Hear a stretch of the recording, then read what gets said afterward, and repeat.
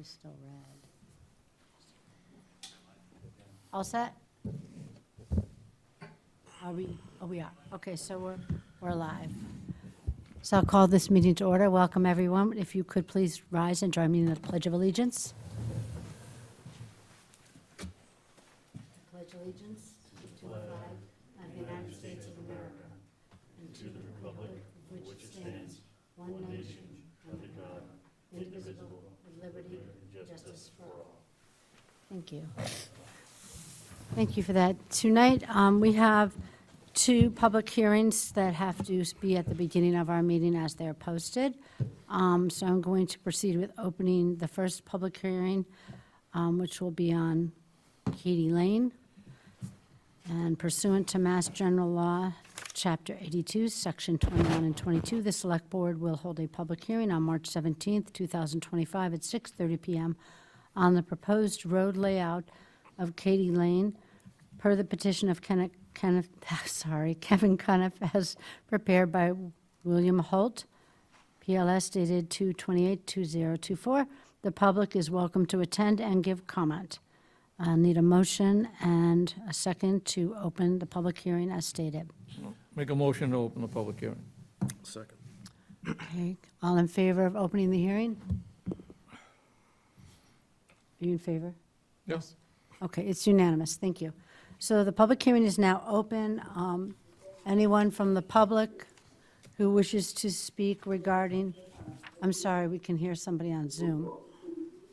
Is there anything we can do about that? I don't know what it was. I thought it was a person that's on the Zoom. Bottom right-hand corner.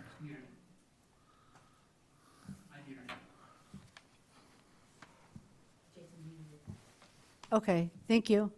Okay, so we will proceed. So anyone from the public, including those people on Zoom, can indicate if they'd like to speak or ask a question. This is your opportunity. Okay, there being no one from the public, and then I'll proceed with any member of the board that would like to speak or ask a question. We have Michael Alessi and Kevin Cuniff present here. Do you have any questions? I Becky? didn't have any, no. Jason? No.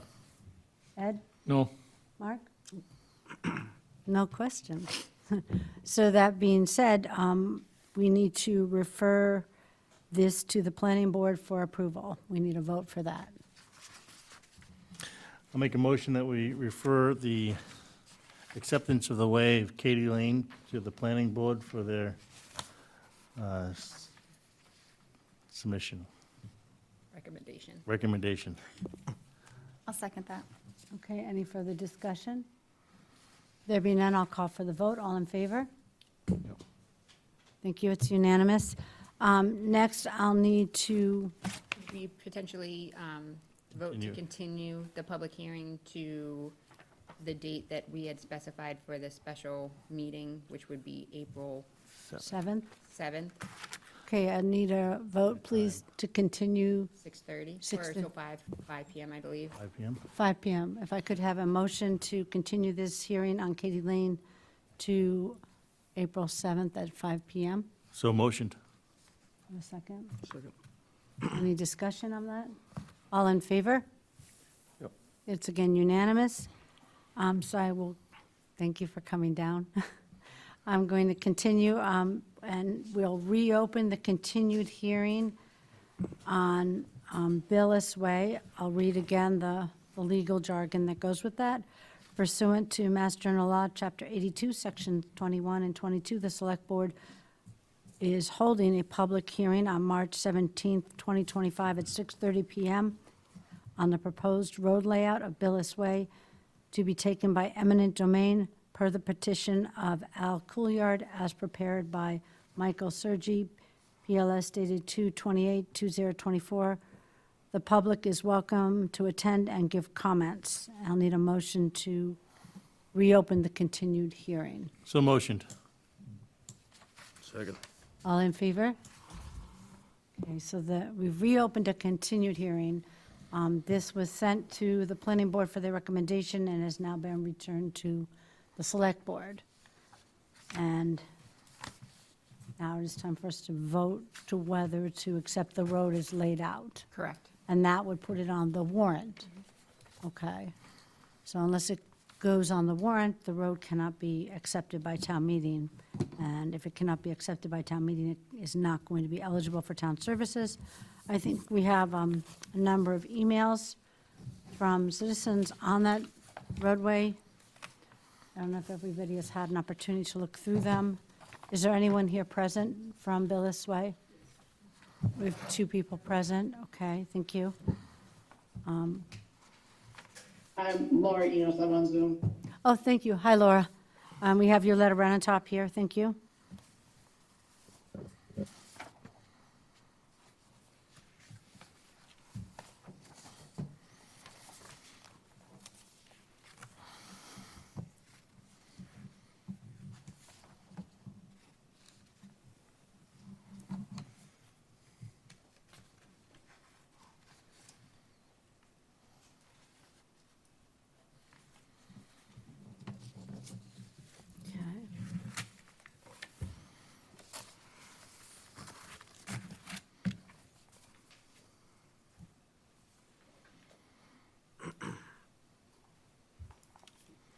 Okay, and the 2 residents from Billis Way, did you want to come up and introduce yourself or say anything, or are you connected to one of our emails? We're in agreement with the emails that have been sent. Oh, okay, thank you. Thank you. Has everybody had a fair opportunity to review? Okay, and do you have any further discussion on this roadway? No, I think it's clear I know we had some different opinion, but it seems like in general, the other neighbors are on board with moving forward to maintain services with the town. Is everybody in agreement with that? Yes, yes. Oh, please, come on. You do, sorry. Just curious, why would the town take it by eminent domain? Because- Because then you're susceptible to, if its value goes up, they can come back at you and go for more money. Here is the problem that was uncovered last year when this street was supposed to be put on the town warrant. It was determined that the developer had not, when he sold the lots, he had not held on to the roadway, so he could not turn that over to the town. So it would be better if you bought it for $1, so that you don't have any law issues going down the road, I mean, especially with the developer, because I We- dealt with him before when I was on right. the board. Well, he's not involved at all. This is the predicament. The town, the planning board did everything correctly. They're not party to the sale of the lots. So they had no way of knowing that the lots were being sold to the middle of the road. Okay, But in the deed and in the specs, the roadway was there, was laid out so- with the 50-foot, yes. all right, but it doesn't make sense to take it by eminent domain. We don't have any other way except, which would be extremely cumbersome and costly and difficult for the residents that have mortgages, which I assume, like myself, most people have a mortgage. You'd have to go back and kind of undo all that. Well, you'd have to have a plan as the road being separated and not out to the middle of the road from their lots, Right, and then make it acceptable to the neighbors and the town. right. I think, I'm going to defer to our town planner to explain it better than I, but it's my understanding is that as these lots were laid out, the roadway was on the plan. So it's not like it wasn't there. I don't know why. So they're- The mortgage company didn't Include catch the it, road. the private attorneys didn't catch it, and certainly the town had no way of knowing that this was happening. So they're going to have to re-engineer it. It's really the only way to accept it. What, So after speaking with town council and thank you, Donnie. knowing about the street acceptance process, the deed, as we discussed the last time, states that for the way itself, also meaning and intending to convey all rights, title, and interest of the grantor in and to the way shown as Billis Way on said plan, subject to the rights of others in said way. So they have each listed on their individual deeds a lot size in which they are charged property taxes, in which they own. Then there is the 50-foot right-of-way that is Billis Way, that each owner, from the edge of their property to the center line, owns the fee, title, and interest to the way to pass and repass. That said purpose was explicitly stated on their deed as a public way. So the value in that is of that, a public way. So there is no damages to be sought, as we've confirmed with council. Right, and so, and again, I'm on the learning curve of this, and what I've learned is that typically, the developer holds on to this 50-foot right-of-way, or should have, and granting in each sale the right to the people to pass over the right-of-way until it's given to the town. And so we have no mechanism to accept this road except to, I mean, we've tried to look at it from all different ways. I'm not an expert on it, but I've certainly asked other questions of other people that I thought might have some information. And eminent domain is not like ideal. It's not something we want to do. I don't know what we can set up so that this cannot happen in the future because we're not party to these closings. So we would have no way of knowing when this is happening unless somebody buying the property or the mortgage company or the attorney involved in the closing would know. But again, this is such an unusual circumstance, I hope, that we never have to go through this again. And we're hopeful that all of the residents on the street have been supportive, with one exception. And What about the banks? I mean, it's on their deed, they own it. They'd have to give you title to each individual piece. So by taking it, we do not have to seek title. There's a document that once we take the land by eminent domain, that the select board will sign, and they will be notified of such. I know it's not ideal, but I don't know of any other way to bring this forward. And if it goes forward and we find out that this is not going to work, we'll work on the next way to do it. Again, we're out of options on this side. I'm not saying it's your fault, but But I know. the developer is gonna have to fix it.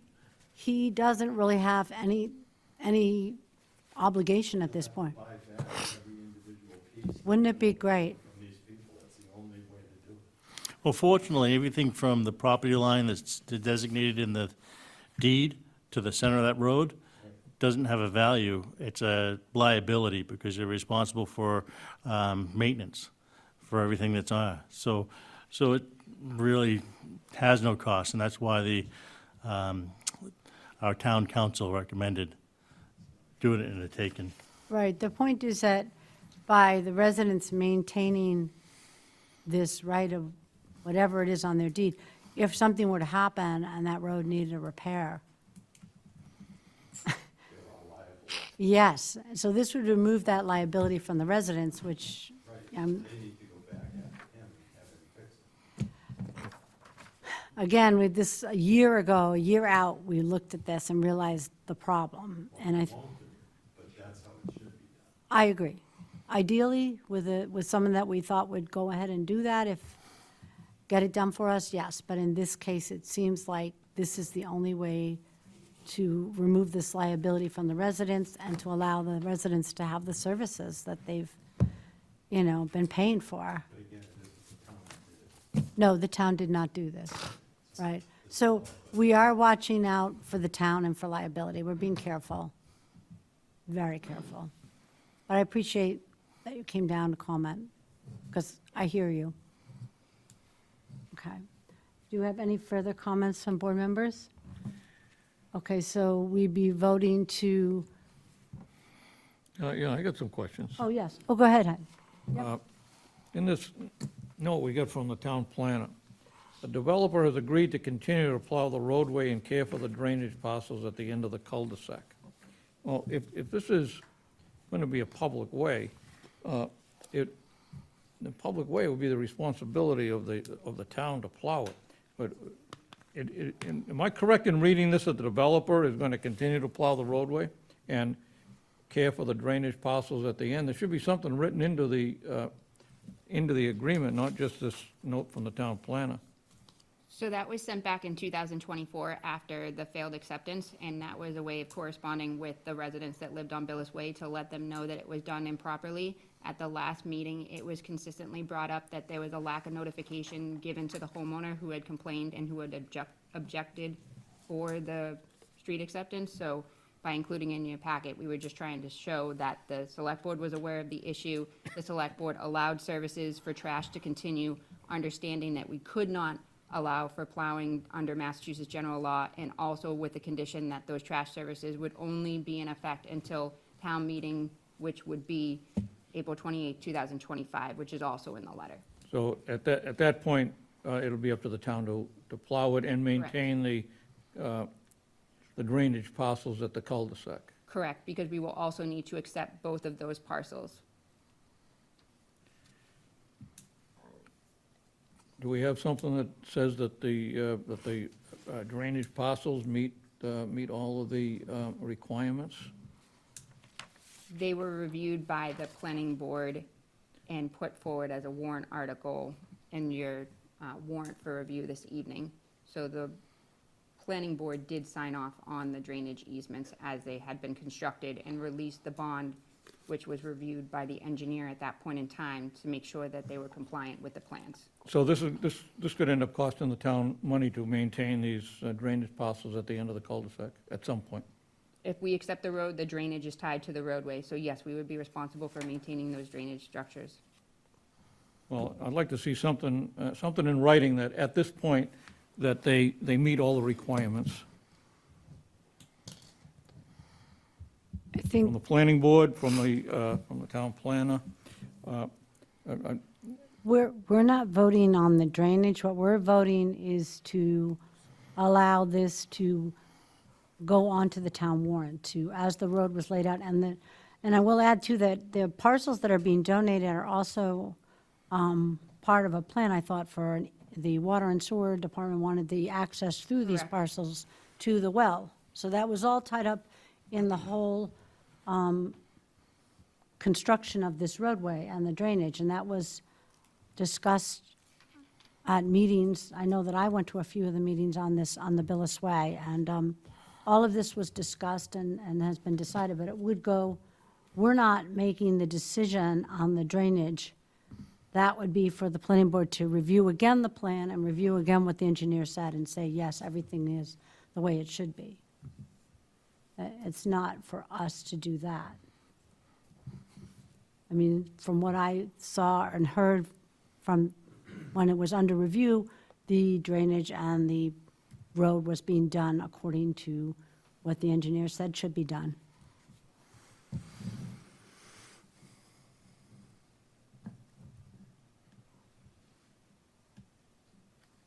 It's just an unfortunate case that the developer did not do what he was supposed to do, which is very, very, very unusual.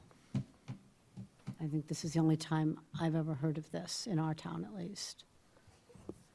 So if you do this, this means they have to have all their deeds changed to take away this parcel in the middle of the road that they're paying taxes on. I don't think they're being taxed, and I think, would you They are explain one not more? being taxed on the They're being taxed on their parcel. Right, and their parcel goes to the middle of the road. No, No. parcels do not. no, the roadway is identified in their plan, and the amount of square acreage, or whatever you want to call it, square footage that they're being taxed for, is their lot, only their lot, not the road. So why can't he just ask to have the road approved if it's not their property? They own fee and interest in the roadway. We keep going around the circle. I went around the circle a lot too, so I understand. I mean, you're told when you buy on the new street that you own to the middle of the road, but you don't really, because the roadway is laid out, so that's not really you don't own a road, put it that way. The expectation is that as all the lots are sold, then the developer turns that over to the town. But in this case, he did not withhold that. It is laid out as the public way. In other words, they can't go out there and put a gym set, jungle gym set on that area. That's the road. It's a pass, they have the right to pass back and forth on it. Back to why do we have to do eminent domain if they don't own it? My understanding is that because the developer did not do what he was supposed to do to turn it over to us with the proper mechanism, now we were looking for a mechanism that wouldn't entail every single resident on that street either going back to the developer or having to go back to their mortgage companies individually. This was recommended by our town attorney as a way to do it with the least amount of duress for the residents and should not be a liability for the town either because there's no inherent value in that road, in passing of the road. Well, right, but I mean, do you want to own that and have to maintain it? They could, yes, you're right, the residents could have all banded together and said, we want to have a private road. We have private roads in town. They don't get trashed, they don't get plowed, and they take care of their own road. This is not what the intention or the understanding, I believe, of the residents was when they purchased their homes. Their understanding was that their road was going to be an accepted town road, that they were not buying a home on a private way, that they would have to form a homeowners association for. And I know, it just is, it is what it is at this point. I mean, we're in a bit of a quandary, and we need to move this forward if possible, in a reasonable manner. This has been recommended to us.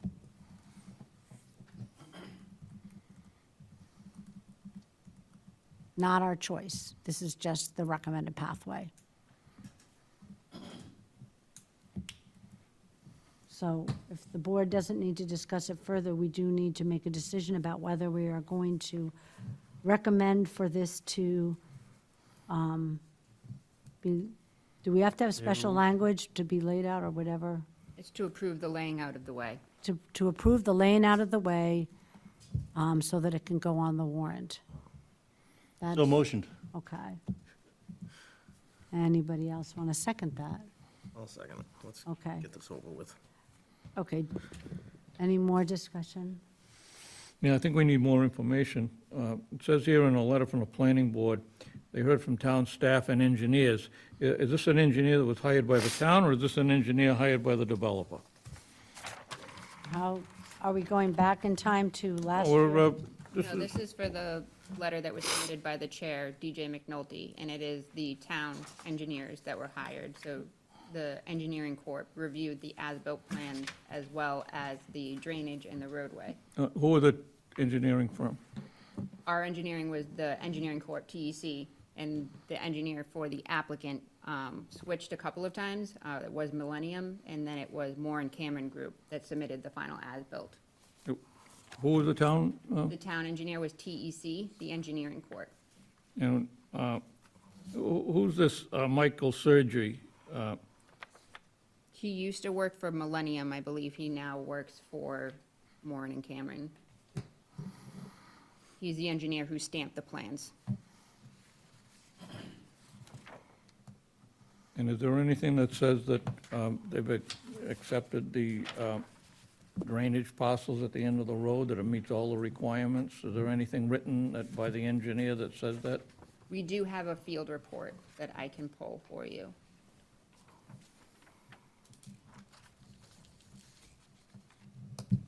And that's part of their review process. In order to get their bond release, they must meet certain milestones to prove that they've constructed things accordingly. And so at every one of those milestones, the engineer will submit a sign-off that will say that they recommend that the planning board reduce the bond by X amount because this work, which is estimated at this value, has been performed and done to their specifications. I just don't want to see this end up costing the town of Groveland money for either the drainage or for the road itself. I want to see that it all meets all the requirements.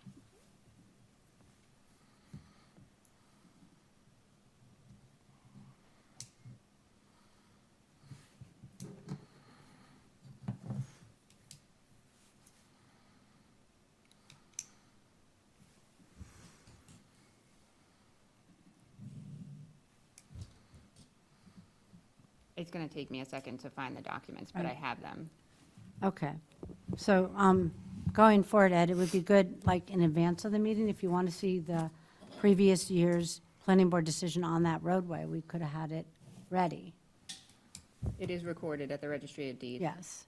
But not knowing that that was what you wanted to see, we did not have it in the packet for this evening. I'm curious if the neighbors feel that everything was done that needs to be done on the road. Because the previous time that I ran against this with that developer, he was trying to get the last two permits approved, get the occupancy permits. And none of the street had been finished paved, none of the lights were put in that were supposed to be in. All the driveways on every individual lot was supposed to get another coat of hot top, it never happened. But all the rest of the roadways and everything else got done because I wouldn't let Patsy release them. Well, we do have the letters from the residents of the road. Do they feel that everything was done by this guy? They don't state that specifically, but they do state that they want the road to be accepted. They don't want to hold on to the, So we Middle do of the- have the memo from TEC dated March thanks, Jason. 18th, 2025, which is the as-built review of Billis Way. And they do have it signed off and stamped by the engineer on record, which is Bradley Mustaine, that Billis Way appears to have been constructed in conformance with the requirements of Groveland's Chapter 70 subdivision regulations. And it also adheres to the stormwater management and land disturbance special permit that was issued for the subdivision as well. And I can share that letter with the board if you'd like. Would everyone like to have a copy of that letter? No, I'm going to vote no. I just don't think we need to have the right information. No, I'm going to vote no on this, and we'll see where it goes. Well, can we be specific? What is your vote no? Is it because you think the roadway is not properly constructed, or is it because you're concerned about the manner in which we are taking the roadway by eminent domain? My vote will be in protecting the town of Groveland with any kind of liability. If it ends up costing them money out there, that's why I'd vote no. Okay, well, there's also a continued liability that we have residents living on that road who've been on that road for 4 years, paying their taxes, paying their fair share. If we don't take over the plowing and make sure that emergency vehicles can get in there in the event of something happening, that would be the town's liability. Okay, so at least we're trying to endeavor to bring to a road that wants to be a publicly accepted roadway, a measure of town services that they're paying for, and also public safety services that they're also paying for. So I knew this is not ideal. I'm not going to say that I'm an expert on how we're taking this and how well it's going to work out. I don't know. But I do know that we have a number of families that are living on a road that have been on that road for 4 years, and we have a responsibility to those families to provide the services that they need. So there's a Move liability. the question. There's a liability on both sides. Sure, you can say move the question. Do we need to vote on this? The moving of the question, or do you want me to just call for the vote? Kathy, can I just mention, why can't we just let the town road be accepted the way it was supposed to be accepted at town meeting without doing the eminent domain? I mean, that's the easiest route. Again, it's how we had Own the it. roadway, so we can't accept it because we don't own the roadway. We have to do it by a taking in order to accept the roadway because the owners own the fee and interest in the roadway. So until we are given the fee and interest, which is mostly given to the developer, which was for the same for Katie Lane, They have no right to give it to us, so we have no right to accept it. So the only way that we can do that is if they were to individually, as you correctly stated, deed back that roadway to the developer, for the developer then to give to the town, or to take it by eminent domain, which would alleviate the burdensome process with the developer who, as correctly stated, has walked away from the development. Yeah. We're in a predicament on this, so I'm going to call for the vote. All in favor of the lane of the road as specified in this article? And opposed? Opposed? Thank you. Okay, that concludes that. I'd like a motion to close the public hearing, right? So motioned. Okay. Second. All in favor of closing the hearing? Okay. And now we're going to proceed with our regular agenda. So next on the agenda would be public comment. I know Mike Dempsey had said he had some public information, flyers, and other fun stuff. Thank you very much for coming down. We appreciate that. You know Rebecca now, and anything you have concerns or questions on, please feel free to reach out. Okay, thank you.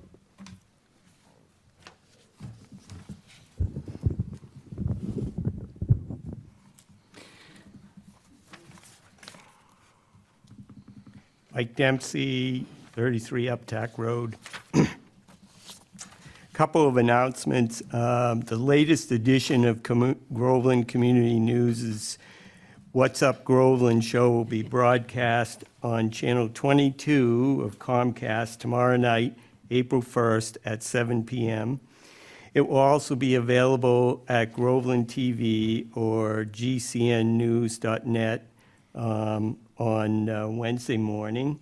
And the show will feature a short historic segment on the anniversary of St. Patrick's Church in South Groveland and several news items. So be sure to tune into that. Also, there's a number of things going on in town during the next month and a half.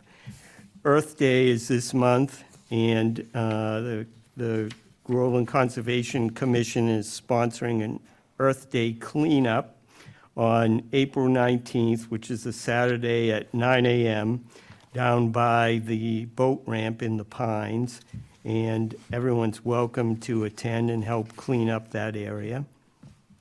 Second of all, on April 22nd, which is Earth Day, at 3 p.m. at VZ Park, there'll be a Earth Day celebration. Everybody's welcome to attend that.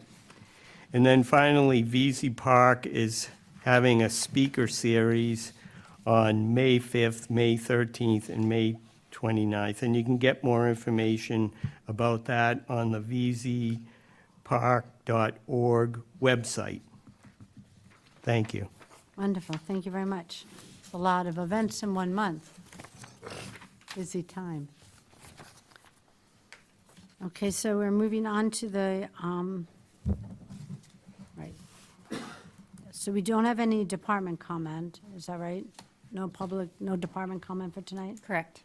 Okay, so we're going to go on to the regular part of our agenda. We have a discussion and possible vote on 3 items. The State Education Department's proposal for the vocational school lottery admission system is number 1. Number 2 is the discussion on pickleball and tennis court reservation system and associated fees. Number 3 is a review of the 2025 annual town meeting warrant. And then we have appointments and resignations.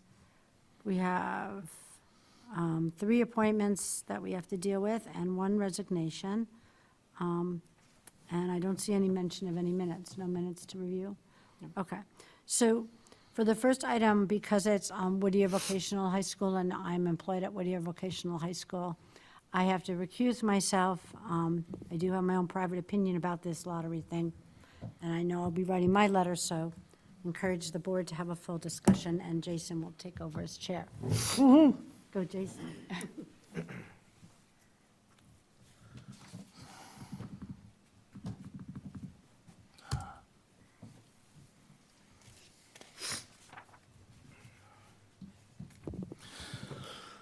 I know when I brought this up 2 meetings ago, I had mentioned that they had some doublespeak in the language in terms around the lottery. And one statement, they said that they couldn't restrict the students by utilizing the lottery. And then underneath that, they said that they were going to restrict them because they wouldn't be eligible to apply for the vocational school if they had 10 days of unexcused absences or 10 days of suspension. And so I recommended that we maybe put our heads together and put together a letter. I put together a letter, I gave it to Rebecca, she did some edits, and so I'm gonna read that and then I'll ask you all for your input. Dear Governor Haley, the Groveland Select Board is concerned regarding the proposed Whittier lottery system.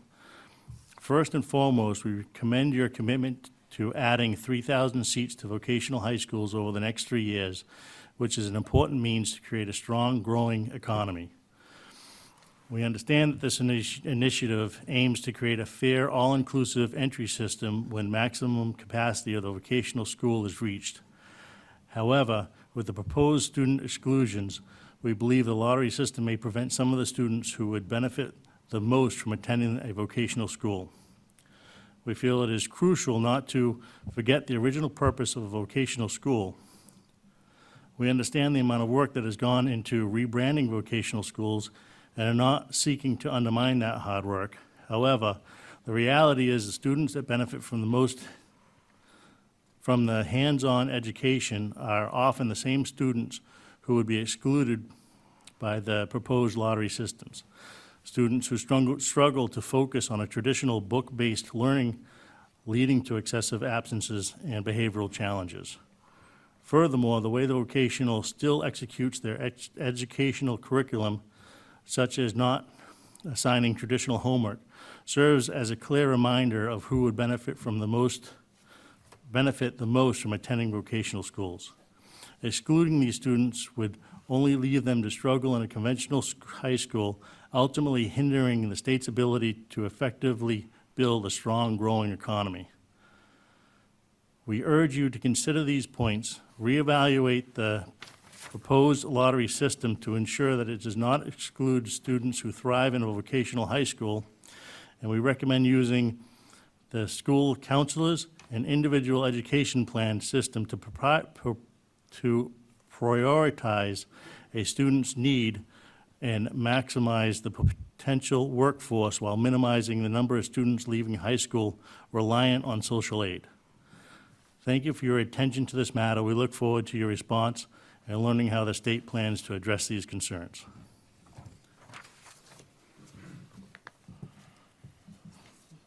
I have comments. Yes. Okay, so I'm a little confused. So the lottery system would take into account attendance and discipline, the discipline record? Yes. But the current system does those two things, plus needing a recommendation, plus having good grades. Yes.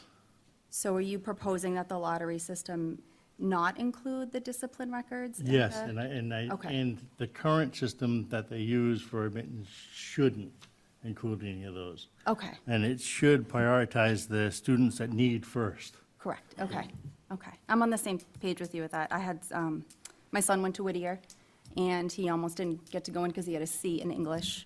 I hope I'm not embarrassing him, but he has a learning disability, and it was tough. He needed that hands-on learning. He did end up going on the wait list, and he made it in, which was great.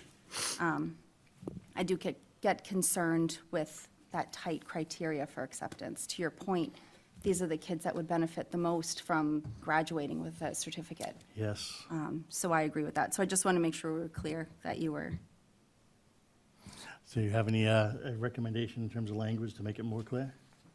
you put me on the spot there. I'll have to, I think adding something in here about understanding what the acceptance criteria is now and comparing it to this one, I think would make a bit of a difference. Okay. Yeah. You have any No. comments? It makes sense, it was well-written. I agree. I mean, Agree? kids like me weren't allowed at Pentucket, so. Kind of got So- forced into Whittier, but I'm happy about that. Yes. I'm actually on the advisory committee there too. I went to Whittier. Could you please? For the TV and everything? Oh, there you Yeah, go. so as far as what you've got in there, one thing that I think you're missing is that the school is already overloaded at the point they can't take on more. So you probably have to mention that. The issue, the other thing is that they not only have to do the, get the recommendation letter, they have to do an interview. You know, they have to have the grades, they had to have the attendance, and they couldn't be a trouble person. Yeah. But I had to address that 15 years ago with the superintendent because Pentucket was checking a box off on the thing that made every kid that was applying somebody that got in trouble. So they weren't accepting a lot of people, so a lot of people came to me about it. And I met with Mr. DeRocher, and he goes, oh, I guess our people should be giving information back when they're not accepting people. But as far as the lottery, it's not the worst thing in the world, but it's not getting the kids, like Mark just said, there's certain people that are hands-on people, they're not book-smart people. You know, the other way they're going to do it with the lottery, it may be just the opposite. They won't have any ability to do the hands-on type of work. So, I don't, it's crazy, but they dumped 3 programs this year. We hire a lot of the kids out of the digital visual communication group. They cut that program. Spoke to Brian Trainer today about it, and he mentioned that the kids that are the sophomores and juniors are going to be allowed to finish. Not sure how they're doing that because I thought he was going to retire. But, you know, there's a lot of variables there that, I don't know. I mean, they're going to ask for a new school. The state's probably not going to fund it 100%, so I don't know how they can say they can put 3,000 more kids into the program. Well, it's not 3,000 just in this one program. It's across the state. So, yeah. But at the same time, I think Whittier runs a great program. And I mean, we've even hired people that had disabilities, and it turned out to be the best person we hired. So, I mean, you can't rule them out in some aspects, but, you know, it's just, I don't know if the lottery's the way to go. Yeah, I agree. So I think we'll entertain a motion to submit this letter to the governor for the public comment session after Rebecca has another go at editing it. And, what's that? I said sorry to her. Yes. I revised what was there. I know. can add. No, I Not understand. a But problem. you understood the sentiment, right? Because when I Yes. first read it, I was like, wait a minute, this is, just to kind of relate it to what they're doing now. I think Yeah, that'd be so good. just Yeah. time sensitive, and I think Yes. Rebecca is definitely well-versed at this and understands your comments. Excellent. And if she has any questions, I'm sure she'll reach out to you. She knows where I Get am. it done. Yep. So, do I have a motion? Yeah, So motioned? so motioned. Second? Yep. All in favor? Boy. All right, Thank you. thank you. And we'll turn it back over to our chair. Sorry, do I need to stick it in? No, you're good. Okay.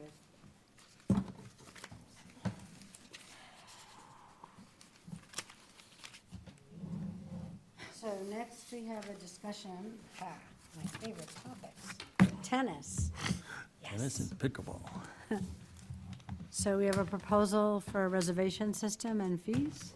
Correct. So given the popularity that the courts have already received and they have not yet been open, looking at what other communities do in the surrounding area, we figured that we would propose a reservation system. Obviously, for residents, we were looking at just offering a free reservation spot, so there's no price associated with it, but they would have to do the booking system so that they could reserve it for the hour. Because of the popularity, we tend to find people who monopolize the courts, so it does not offer the availability to others. So what we had proposed is the hours of operation, which were mimicking the dog park hours, just because the use seems to coincide with some of the noise as well. So we had the 7 a.m. to 8 p.m. daily. And then we also were looking at exploring an open play option. And this is something that's done again in some of the surrounding communities. So it's a time that anyone can come and play. So we were looking at Monday through Friday, 11 a.m. to 1 p.m. and Saturday from 3 p.m. to 5 p.m. And again, this could be a small group, a couple of individuals, or somebody who's just playing solo and would like to join in. So it gives a little bit more flexibility and options. So as part of the reservation system, what would happen is that those hours would be blocked off so that you wouldn't be able to reserve the court. And as also part of the reservation, you would only be able to reserve a slot for 1 hour. And so if you're a non-resident and you would like to use the court, you can still go through the reservation process, but there would be a fee. So we had implemented a $5 per hour fee for non-residents. And then if you're looking to do a tournament or a group booking, or you're a league or doing lessons, there would also be a reservation fee, because obviously by reserving it for a larger time and a use of that nature, and you're charging folks, you're actually taking up again the courts. And we only have 2 pickleball courts and 1 tennis court. So we felt as though that would give people enough of an incentive not to monopolize the courts so that others could use it. So that is something that we had just put together, again, based upon what we've seen in other communities, most likely mimicking Haverhill, because they're the closest to us. So when Haverhill's booked up, they would probably go to Groveland and vice versa. So we thought that made a lot of sense. And then we would have signage on the court. So we already have some rules on there about, making sure that you reserve the courts when you're using them and to pick up after yourself, et cetera. But we would also add additional signage that would have a QR code. So if you were going down there, you could use a QR code and you could sign up right then and there. It's not like you have to wait. The goal is to try and get that turned around pretty quickly. But again, we'll have to see how everything kind of works out with the reservation system. But we do have a draft up and running, and if the board is amenable to putting something forward of this nature or with alterations, we can make those changes and have this up and ready for folks tomorrow. So you want to have it up and running by tomorrow, the whole system? Okay, yeah. I mean, it makes sense. I think that, the one thing, will people who have reserved the court, when they go down there, will they be able to show evidence that they have that reservation for that time period? Correct. They will receive an email automatically letting them know that their reservation has been received and if it's been approved. If you're, again, a non-resident, or if you're trying to book it for a larger event, it will tell you that you need to pay a fee. If you're a non-resident, it will just say that you're approved, and it'll give you a permit number. So if anybody asks, you can show them the email, and you should be all set. I think it sounds reasonable. The one thing I would add to it, too, just from a tennis player perspective, is that people who do play a lot of tennis are going to want to reserve like an hour and a half, and they'd probably be willing to pay $5 for that, because there'll be 4 people playing for an hour and a half. And that would guarantee their hour and a half. Like anything over an hour, seems to be what you're saying is, otherwise you want people moving on and off the court within an hour. We just felt as though it would be fair due to the popularity. I mean, we've actually Yeah. had people try and break through the gate already, and push through and break the lock just to use the courts, because the nets were put up a little early. So there's It wasn't me. There's a lot of popularity, tennis so we just players. want to be mindful of that. So who's gonna enforce it though? Like, is this gonna be like the dog park with the bark pass and it's just like a honor system thing, or? So as soon as anyone would, like, similar to the baseball, so if the Babe Ruth League reserves the field and, a team from Littleton comes down and they are using the field, they can say, listen, we reserve the field, we pay for our permit, this is our permit fee. If there's an issue, we've already been in communication with the police, they'll go down, they'll ensure that the permit is issued, and will also receive receipt of those permits so that they're fully aware of who's supposed to be down there. So it's more of not the honor system, it's more of the complaint system. If you go down and reserve it and somebody is on that court, then if you go to the dispatch, they're gonna have the police go down and make sure that each of those people have the permits as they are assigned. I just don't want people like beating each other up with their paddles. With our tennis rackets. Fighting for it. Tennis rackets, whatever. It could get Listen, I'm a ugly fat kid, I down don't play there. that game, so. Well, we'll have to get you out for a No. pickleball tournament. Come on. You'll give me a heart attack if I was out there. actually, yeah. There's the most injuries in pickleball and tennis right now, I think. That sounds really reasonable, I think. As I was wondering, like, how is this going to work? And I like the idea that any group that wants to block off like 1.5 or 2 hours, even if they're from town, I think there should be a small fee involved because they're taking up 2 hours. And if they don't pay something, they may not show up. And then the court sits there empty for 2 hours, right? Because you're saying the residents can reserve it free of charge for an hour. Correct. So worst case scenario, somebody reserves the court for an hour, and you're sitting there waiting to use it, and nobody shows up. And after a while, maybe you just go on the court, you say, screw it, But I mean, as long as it's just an hour and there's no money involved, because what I have found in the past, when there's no fees involved, people will book and then not show up. So I just wouldn't allow the booking to go beyond 1 hour without some type of a payment. So to make sure that they're going to show up and use the intended courts. So we could do a fee, but we'd have to add that. Currently, as we have it structured, there would be no fee for residents. Yeah, I think very much it would work a lot like the baseball and softball fields. If nobody's on there, people are just going to go on there and utilize it. Yes, but again, there will be people that, are kind of very into this sport, and they're going to want probably to reserve the court for 1.5 to 2 hours. That's my guess. That's what you're going to get people asking. And I think if they're going to tie it up for that amount of time, a small fee, even the $5 fee would be fine, because it just says, you've put some money out, you should show up, right? I mean, that's all I'm thinking. I've just seen that a lot of times in the summer, when the fees are waived, then people just book courts and nobody shows up. You don't want that. Or people who want, like you said, the groups that want to engage more time on the court. There should be a system of something that they put out so they can block it off. Maybe go forward now with what you have, and then we can revisit it once it's rolling and see what's going on. Maybe this will be fine. We can definitely do that. I mean, our thought process was, again, that we wanted to make sure that when we open the courts, that we had something in place so that it wasn't, oh, we're going to change this dramatically, or all of a Yes. sudden we're going to implement this. But Right. if it's something that we are able to grow with and we Yeah. can be flexible, I think that's a better way to go about it than just Okay. not having anything at all. Okay, That will sounds start good. fights. And to be clear, it was not me trying to break into the courts, okay? I've said that. Are there cameras? Yes. Okay. We check Camera's still Denying, there, let's- denying. You didn't see me. Sure, When we reserved the fields for baseball, yes. we had to show that we had insurance. How are you going to handle that? Liability insurance. How do you do it with the Bark Pass? I mean, I'm not familiar with that. The Bark Pass, you don't have to, your dog has to be licensed on the So Bark if- Pass. So who gets the liability if something happens? So if it's Your a- homeowner's insurance?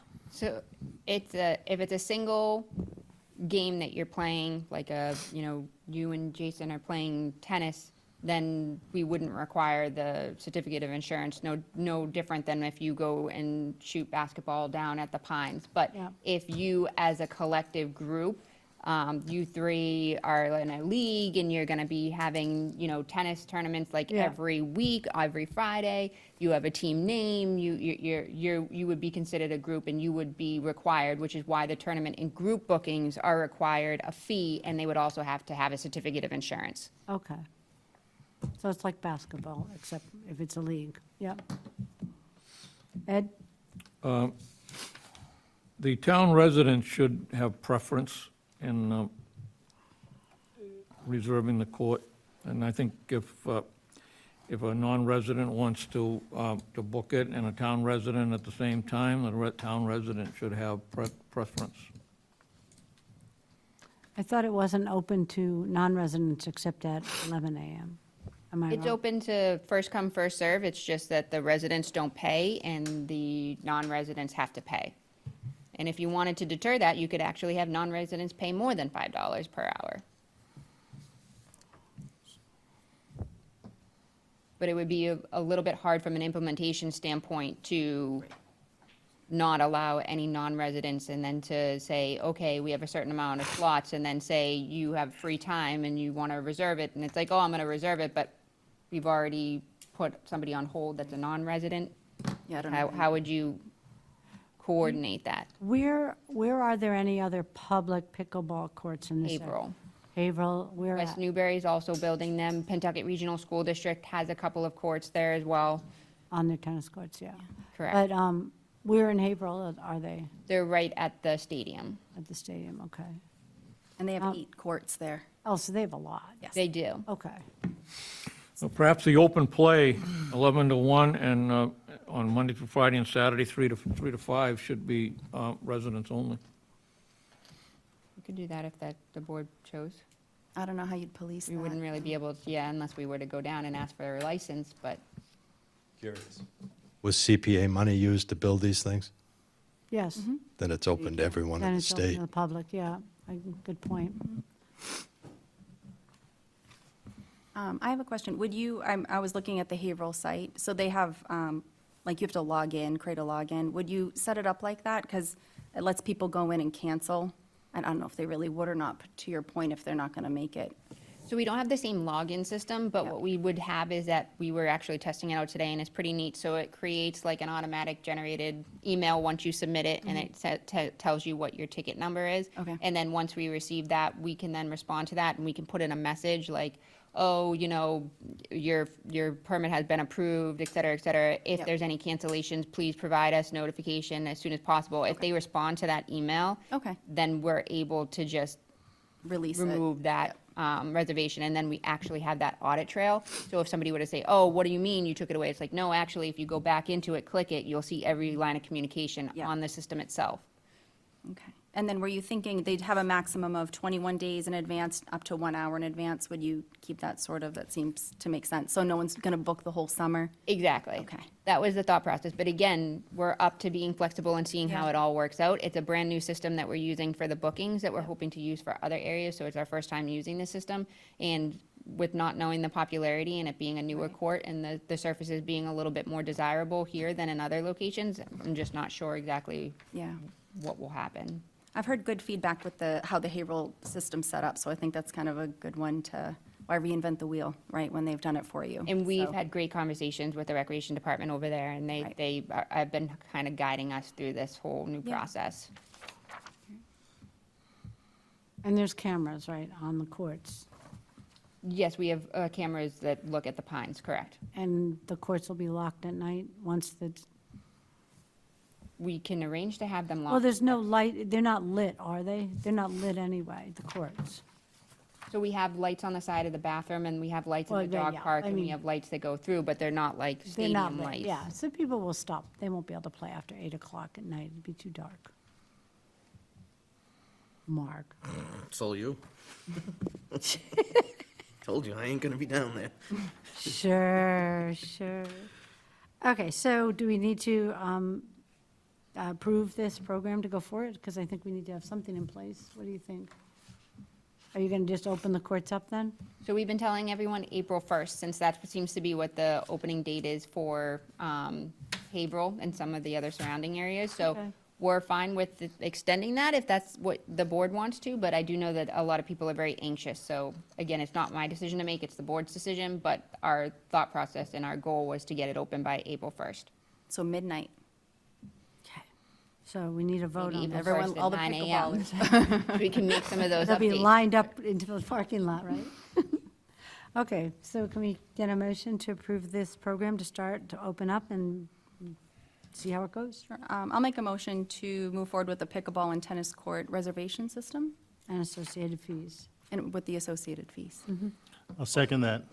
Okay. You, can we like revisit this in a couple months just to see how it's going? Well, yeah, I think we should have it on the agenda in like a month or so, see how much use it's been and whether there's any, Because I'm sure there's gonna be a lot Right. to be said on the old Facebook about this, I'm sure, so. the child criers get a I'm very light up. curious to see how it goes, so. Yeah. No, I agree. I would actually like that. Yeah, good idea. Do that. Maybe for Groveland Day, I'll play Kathy in a game of tennis In costume. in a costume. Do that. See if we can raise some money somehow. I would actually look forward to that. How about me and Ed versus Kathy and I don't know, do we want Jason? Yeah, no, Jason. Kathy and I'll be in the dunk tank. All right.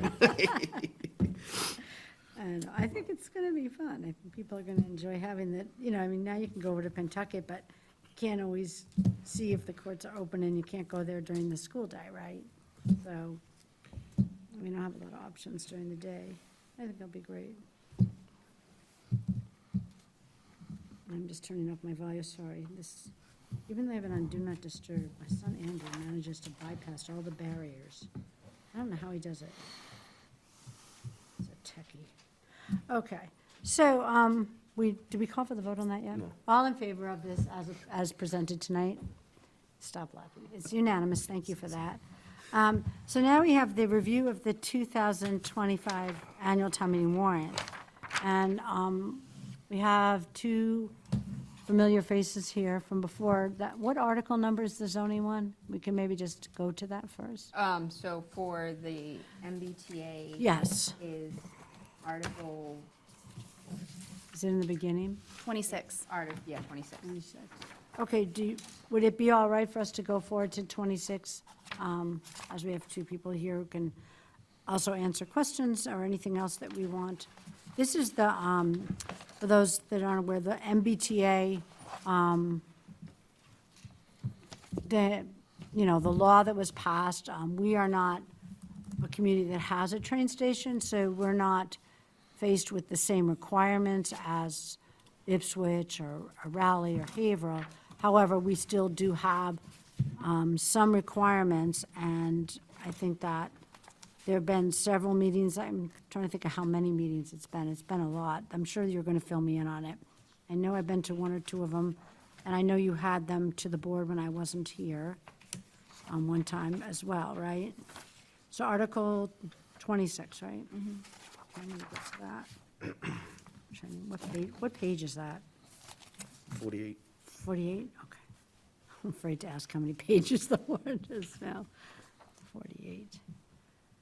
And can we put up on the screen, do you think, so people that don't have a copy of it can see it? So Or- the projector is not working, and I'm trying on this one. You might have to join the meeting via Zoom in order to share your screen. Oh, well, that will take a second. Our projector broke? It has It some will be technical fixed. difficulties right now. It's going to be fixed. Carrie?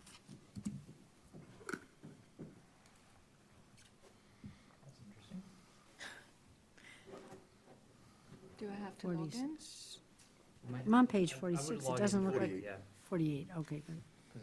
Let's see, this doesn't look like the beginning of the article. Oh, I see, okay. So this is Gonna called send you over the login, Supriya. Yes, I do. You have your email. Article 26. Okay. Okay. So while they're doing that, I could just read what the article is so that people understand as best as possible.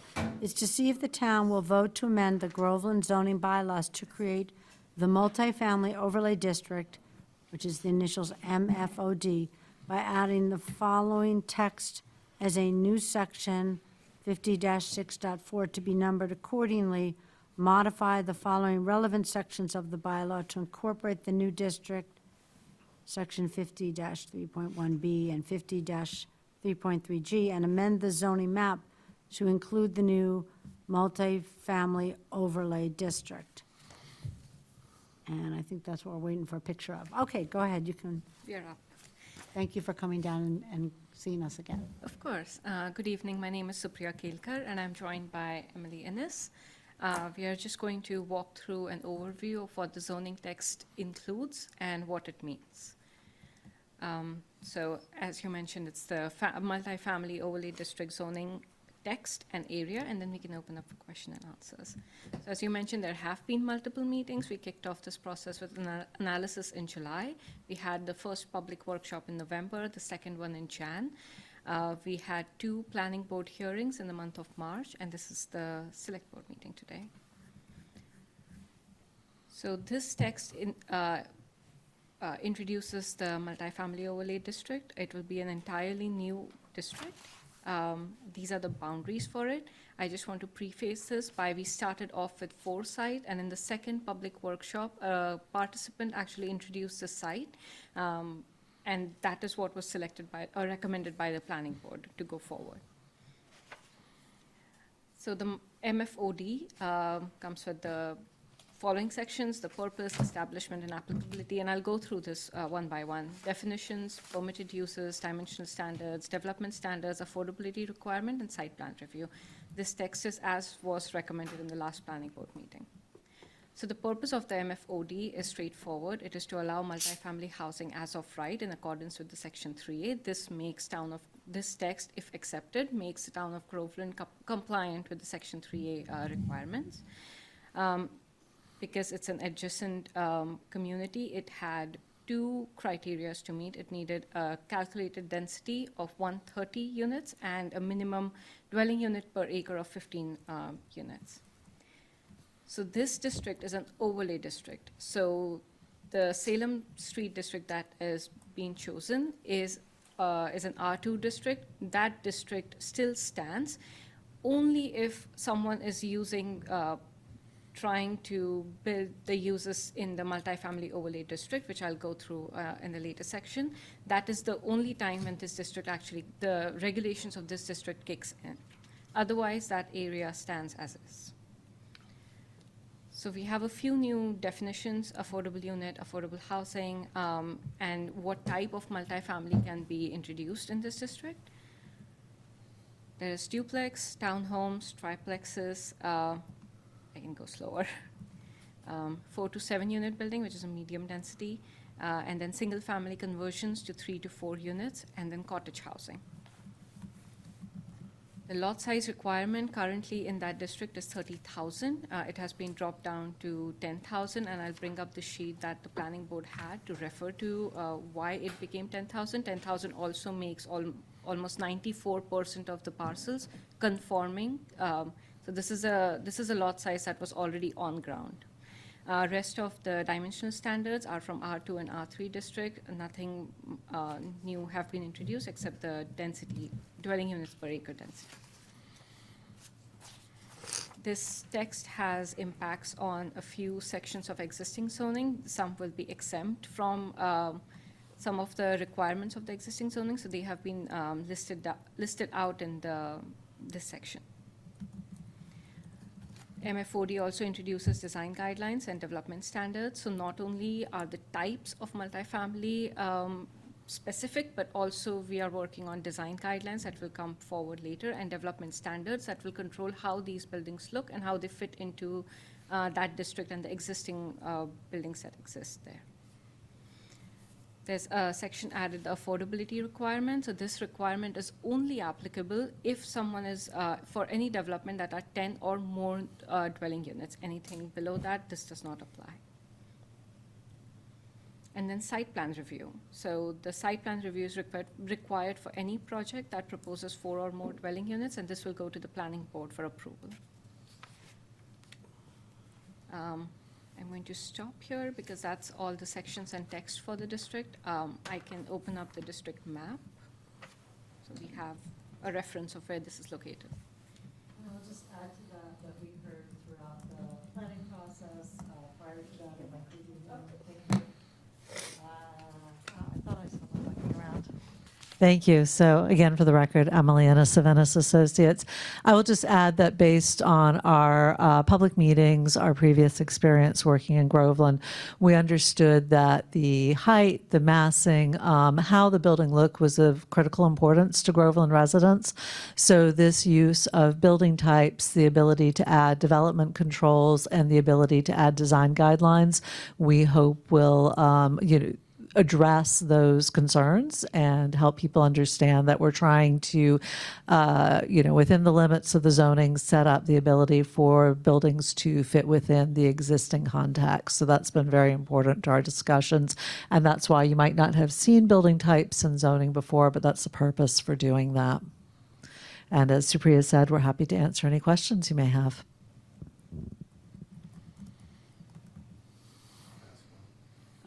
Sure, go ahead. So are there certain districts this can be done? I mean, like in the center of town, if we wanted to put up a 12-story, multi-unit right off the bridge, is that something that we can do? No, you can't actually, because this district is not this overlay district is applicable only to the geography that you see on here, which is on Salem Street. So no other part of town can use this district. So only the building types that were listed and it applies only to. And only to the height restrictions, if you want to bring that back up again. There's a limitation on the height restriction, which is, there you are, 35 feet. So 35 feet is the maximum maximum height. Exactly. Again, we tried to keep it as close to what you have, so you might have slightly larger buildings. I think the largest building that we have in our building types is a 4 to 7 unit building. But you're still going to have them at the same height. And then the design guidelines will speak to things like roof lines and other components that would reduce the feeling of massing.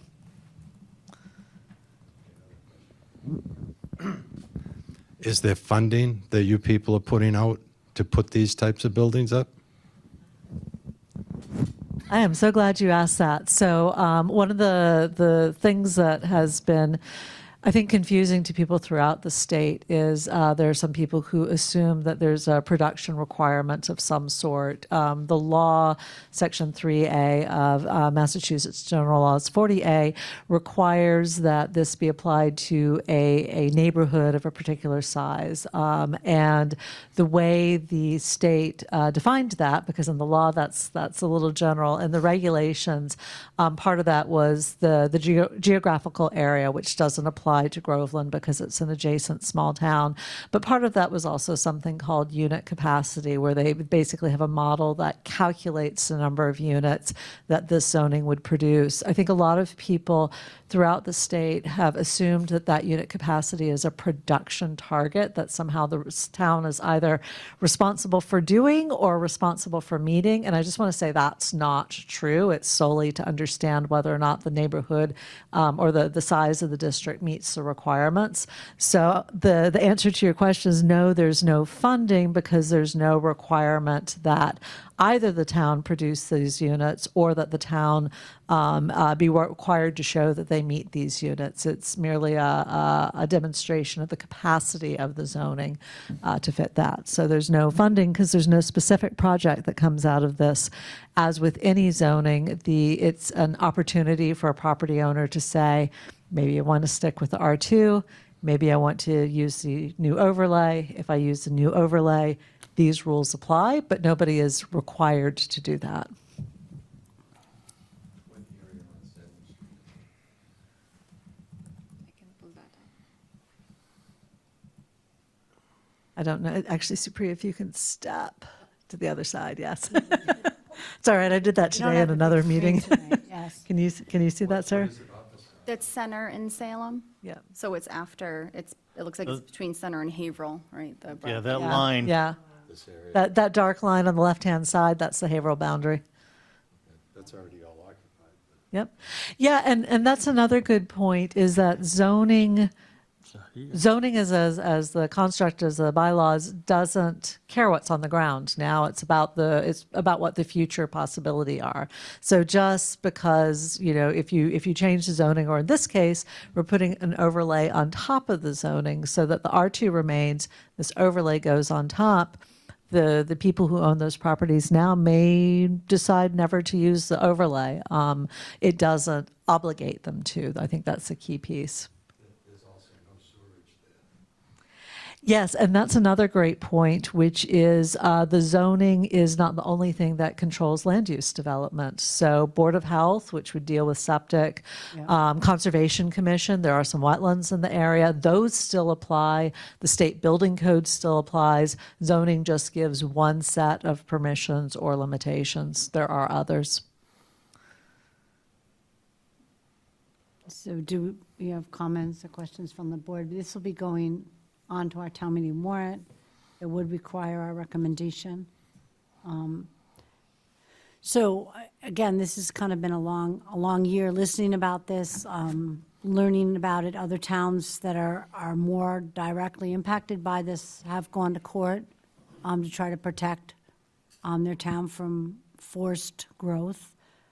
We're not under those requirements to have to build it out. And of course, the lack of sewer inhibits the usage of those parcels to a large degree. You need to have the appropriate septic. But it would allow for conversions to a multifamily home in a neighborhood area in that zone. It would allow that. I mean, ideally, we would prefer not to have to do something that we didn't think of doing on our own. You know, honestly, I feel like we have our hands full with what's going on in town as is. But we are also heavily dependent on state grants for our roadways and for our public safety. I mean, we could say, well, we can do without the recreation or the other things, sidewalks, yes. But roadways and public safety, we really cannot do without. Those additional monies help us get things done that we wouldn't otherwise be able to do. So we have to be a bit realistic about this, weigh the pros and cons. I think towns that are not in compliant at the end of this year, am I right? The end of 2025? There could be actions taken. And they could be taken even before then, if knowing that our vote is to say, no, thank you. I think I encourage people to listen more to the planning board discussions of this, because they're the people from our town who look at this, know what can go on, what can't go on. And they'll be available, of course, at the town meeting to talk about it more. It's a lot to take in. I know it took me a while to kind of sort out what we needed to do versus other towns that you're reading about, some of whom, again, are going to court because it's such a huge impact that they don't feel that they have a choice. For us, at this point, there's no plan to build it up any further. There's no need for us to build it out any further, and the state is not going to fund any type of building in that area. But, you know, understand that that overlay does allow conversion of, especially existing housing, into multifamily homes. That's a fact. I'd like to comment on that, though. Yeah. So I live in South Groveland, and I think one thing, I'm also a history nerd, and one thing, I think it really fits the aesthetic of South Groveland, because we were a mill town. It was multifamilies. On my drive from my house to here, I think I pass at least 9 multifamily homes, including one that I live in. So I think it really fits the area. I don't think it's anything that's necessarily out of place. I think it's important to remember the zoning overlay. When you hear that 130 units, it can be scary to people, but that land is, I mean, it's already purchased by people. The idea of someone coming in and buying all those properties and building all multifamily homes within the next year, maybe even within my lifetime, I don't think is realistic. So to go against this law, I think it's the consequences that you know, not having access to the grants, a potential lawsuit, which is costly.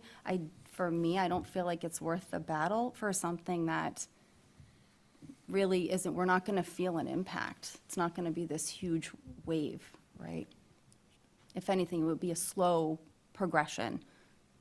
But that's up to the people that own the property currently, right? Correct. Yes. Any further conversations from board members? I think it's probably the best placement. You know, kind of cover our rear ends and. Right. I mean, we looked at a number of different places, locations. There was discussion, planning board input. And we've been around this circle a lot. So because we do have just one annual town meeting, that's why ours is coming to vote in April, and we're not waiting to the fall. We typically don't tend to have a fall town meeting. We have a hard enough time getting people out to the spring town meeting. So we try to put most everything on that town meeting. So are we going to make our recommendation now, or do you want to wait, review more materials, and vote that at a future date? I think we should make a recommendation. Sure. I can address the one that gave the presentation. Can you explain why this particular area was chosen? So, Now, go back to your map.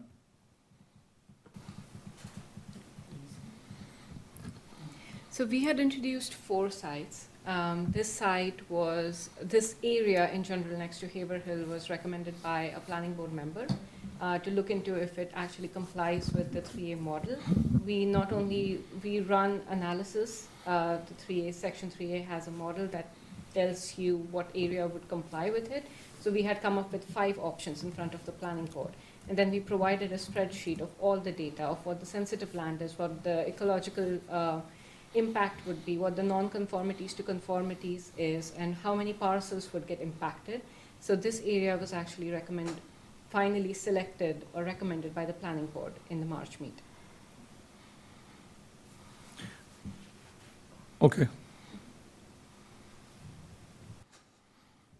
Right, if I remember right, we looked at an area in downtown area, and then a further up Main Street area, right? Yeah, we had, they were sort of spread over parts of town where we had done some analyses at the very beginning. There's some that are required by the state, that's the excluded land that is conservationally sensitive.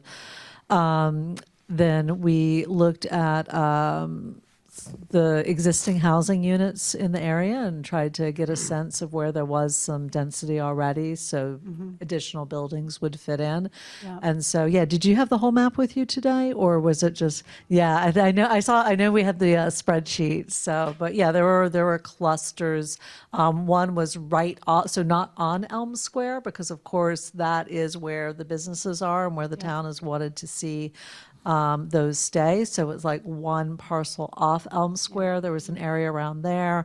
There's area on Washington Street, this one in Salem. There was one near Perry Park, and I'm probably forgetting the last one, but it's sort of all clustered in those areas. And they varied by the size of the district as well. Some were a little bit larger, so the idea is that the density could be, or the number of units could be spread out. Some were a lot smaller. I think this was, not the smallest, close to the smallest, yeah. It's about mathematically as small as you can get and still meet the other criteria. Right, did we have an acreage requirement, or was it a percentage of our? So you don't have an acreage requirement. That's the difference with the adjacent small towns. All of the others have acreage requirements, but with the 15 dwelling units per acre and the unit capacity requirement, you get to it's either 9.6 or 9.7, somewhere around in there would be effectively your minimum acreage. So we're a tiny bit above that. Okay. So it's a conservative effort. Yeah. Yes. Now, you've had experience with this in other municipalities. Yes. What's your feeling that, would the state reject it based upon it's too restrictive? For instance, like this area right here, there's no sewerage in that area. There's small lots. Could they come back and say that you really don't want any development and these areas that you've designed out don't fit the bill, or what their intention is? Yeah, it's a really good question. The regulations say, you're not supposed to consider sewage or water provision one way or the other, right? The towns can't block it, but equally they can't come back and say, because somebody could always perk it, they could do a shared septic system. So that's not supposed to be a consideration. And as I said, zoning doesn't care. That's a Board of Health issue. We think that with the units, of the acreage, we do meet the density requirements. We think it's pretty solid. We've also gone through and double checked, because we did building types. we went through and checked mathematically that the state wouldn't question our use of the building types. We were pretty confident that they meet the requirements. So I wouldn't expect the state to come back on that. We also use the sample zoning that the state put out as our base for the language. The AG's office has reviewed it. Town council requested them to. They came back with two very minor typos.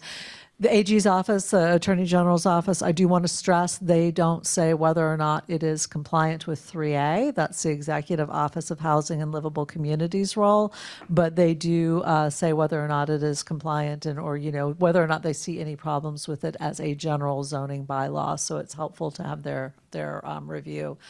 And so I think that, you know, what we've heard from the planning board, what we've put together, what we heard from the community, I think we're pretty confident that it should pass HLC's muster. Okay. I will say, however, that that decision is totally up to them. So although we're confident, it's always possible they may find something. We've seen across not just the communities that we've worked in, but other communities, sometimes they do come back with a tweak that they want to make. We try to avoid that if at all possible, because nobody likes going back to town meeting if they don't have to, but I have seen that happen in other communities. And I know I asked you before, if a vote to put it off, and you said that wasn't advisable. So, I mean, you have until December 31st, 2025, so the end of this year. If you did not do it at this town meeting, you would need a fall town meeting. You know, it's up to the community. I would not recommend going that close to the compliance deadline. We had a few clients last year who left it to as long as they possibly could.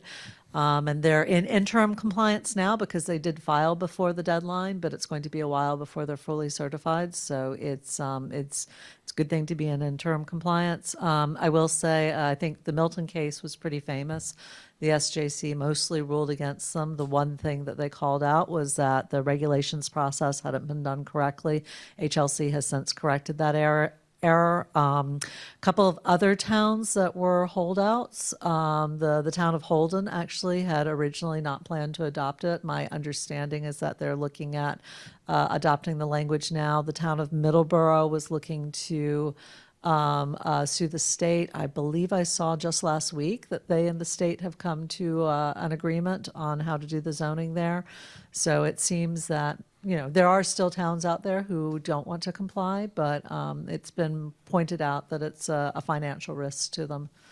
So that's just something to keep in mind. I think your chair brought that up. The loss of grants is certainly that's been discussed, and of course there's the legal fees as well that we've seen. I have not seen it in writing, but I've heard anecdotally that Milton spent about $300,000 on their legal challenge. So that's just something that many towns have to think about, is that cost.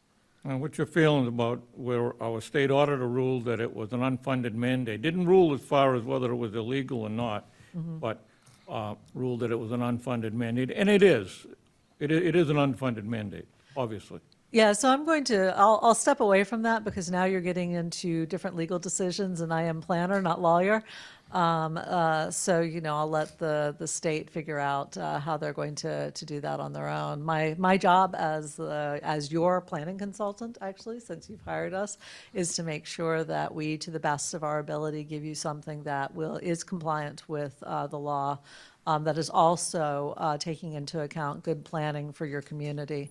And present that to you for your decision as a community. So we hope this works. We hope it answers the things that we heard in the public meeting, and that's our role in this process. And I think North Andover and two of them, North Andover is still resisting, as is Newton. I heard some feedback on Newton. That's right, I did hear about North Andover. So, but again, as I said, you're our client. We're trying to present to you with the information that you need as a community to make the decision. Okay. I just want to make one more comment, too. I don't know if anyone has a couple of hours to watch the planning board meetings where they talked about this, but I think there was 2 meetings on it, right? I recommend watching it because they were very thoughtful in the decision-making process. I know they came back and said, can you bring back this spreadsheet with all that data? I didn't quite understand all of it, but it seemed like the planning board really did. So this wasn't something they just threw a dart at a map and said, this is it. I think you took a lot of time in being thoughtful in choosing that. So thank you to the planning board for doing that. Right, I think that overall, we've had unfunded state mandates before. We know they exist, we know what they are, we have to do them, they are what they are. And this is a mandatory thing, and there are consequences attached to non-compliance. So unless there is some overarching reason that would cause irreparable harm to our town, I don't see the value to taking a stand just because another town did. They have different considerations than ours. I think we've selected an area that, was centered around the mill, so it already had housing that sort of fits the bill a little bit in that it is the mill side of town. I think it's the cooler side of town. I don't know, I was I- always yeah, thought I across think- those tracks. I think the other side of the tracks are the cooler side, but just me. It's 3 against 2 here, jeez. Well, wait till we get outside, Going out with the front door. the southeast. But no, I mean, the mill side of Groveland has a look to it that's very friendly and very welcoming. We wouldn't want to hurt that in any manner, and I don't foresee that this will intentionally harm it in any way that I can think of. But I agree with Becky. I think it's well worth it to watch parts of that planning board meeting because they do really discuss things at a level that's much deeper than we're able to. We're not the planning board, so we don't discuss those issues on a routine basis. So we're always sort of catching up as a more executive look at it to say, okay, pros and cons, what do we do? And now it's not like this has been rushed through or rammed down our throats. This has been a collaborative effort with these 2 women helping us along the way. And it is something that we've been required to do, not requested, required. It's a law. So there's a consequence to not complying with the law. And as the executive board, I think that's the responsibility that we should be taking the most seriously is, are the consequences of non-compliance worth non-compliance? Are you willing to, we are allowed to make those decisions. We are allowed to engage a town attorney to protect the town or to fight for the town if we think that is the better route. So if we're not prepared tonight to make that recommendation, okay, but I think that we should bring it forward to our next meeting. And I think in between, you should, if you still have concerns and questions, please view some or all of the planning board meetings, because again, I think that's where you're going to get the more in-depth review from the Groveland side of things, from how does this impact Groveland? How could this impact Groveland? What might change and when, given this overlay? If that's your questions and concerns, I think, watch some of that and learn more myself. I think I've seen enough of this and read enough about what other towns are doing and why to realize that we are in a unique position because we are not a town with a train station. So where our compliance here is smaller than some of these other towns. And from the looks of it, from where it's being placed, the care and consideration that went into that, it makes sense to me that this would be the way to go. But I'm more than willing to, we can hold off if the board wants more time. So what do you say? Do you need more time? Ed, do you need more time? No. I don't know. Jason? Okay, so do you want to, what you'd be doing is, it's going on the warrant, right? We don't have to vote to put it on the warrant, or do you need a? Right, so we need a vote for a motion for a favorable or unfavorable recommendation. I'll make a motion, we go favorable recommendation. I'll second that. Okay, we have a recommendation for favorable and a second for the discussion. There being none, I'll call for the vote. All in favor? Jason got a, No, Oops, it's sorry. voting. Oh, Voting early. voting Early early? voting. Early voting? I didn't know we had that on the board. Okay, and opposed? opposed. Okay, would you, for the record, state what your opposition to it is? I did. Really? We already voted. I know, I just think it's, I mean, I think we've all stated why we're choosing favorable. I just would like to know. Too many why. questions. Excuse me? Too many questions. Bring it to the town, let the town meeting decide. Okay, Hopefully they do the right thing. okay. Well, thank you very much for hanging out with us again. Appreciate your efforts and your information. And are they still engaged? I mean, if Ed wanted to send emails or anything like that, he can ask questions. So you have another resource too, Ed, for further questions if you wish. And now, what is the pleasure of the board with respect to this warrant? Do you want to try and go through some of it tonight or not? Well, there's Oh, yeah, I think 48 we're others. getting really short in time. We're having a special meeting next, just to make sure that we can get it all complete, so I think. So would you like to make some motions on the articles that begin?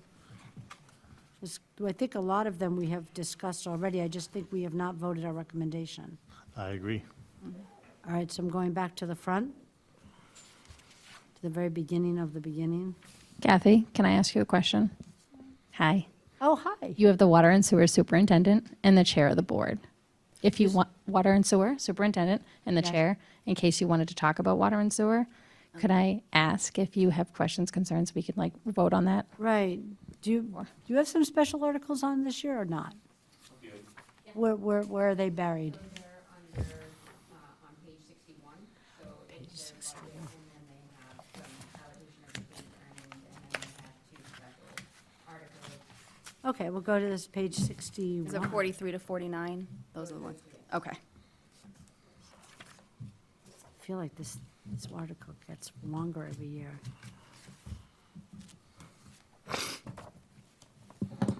Okay, so we're going to move to the water and sewer articles. And we have folks present here tonight to help us out if we have any questions. I don't know if I'm there yet. I'm still at 48. I went back too far. Page 61. I'm getting there, slowly but surely. Oh, yeah,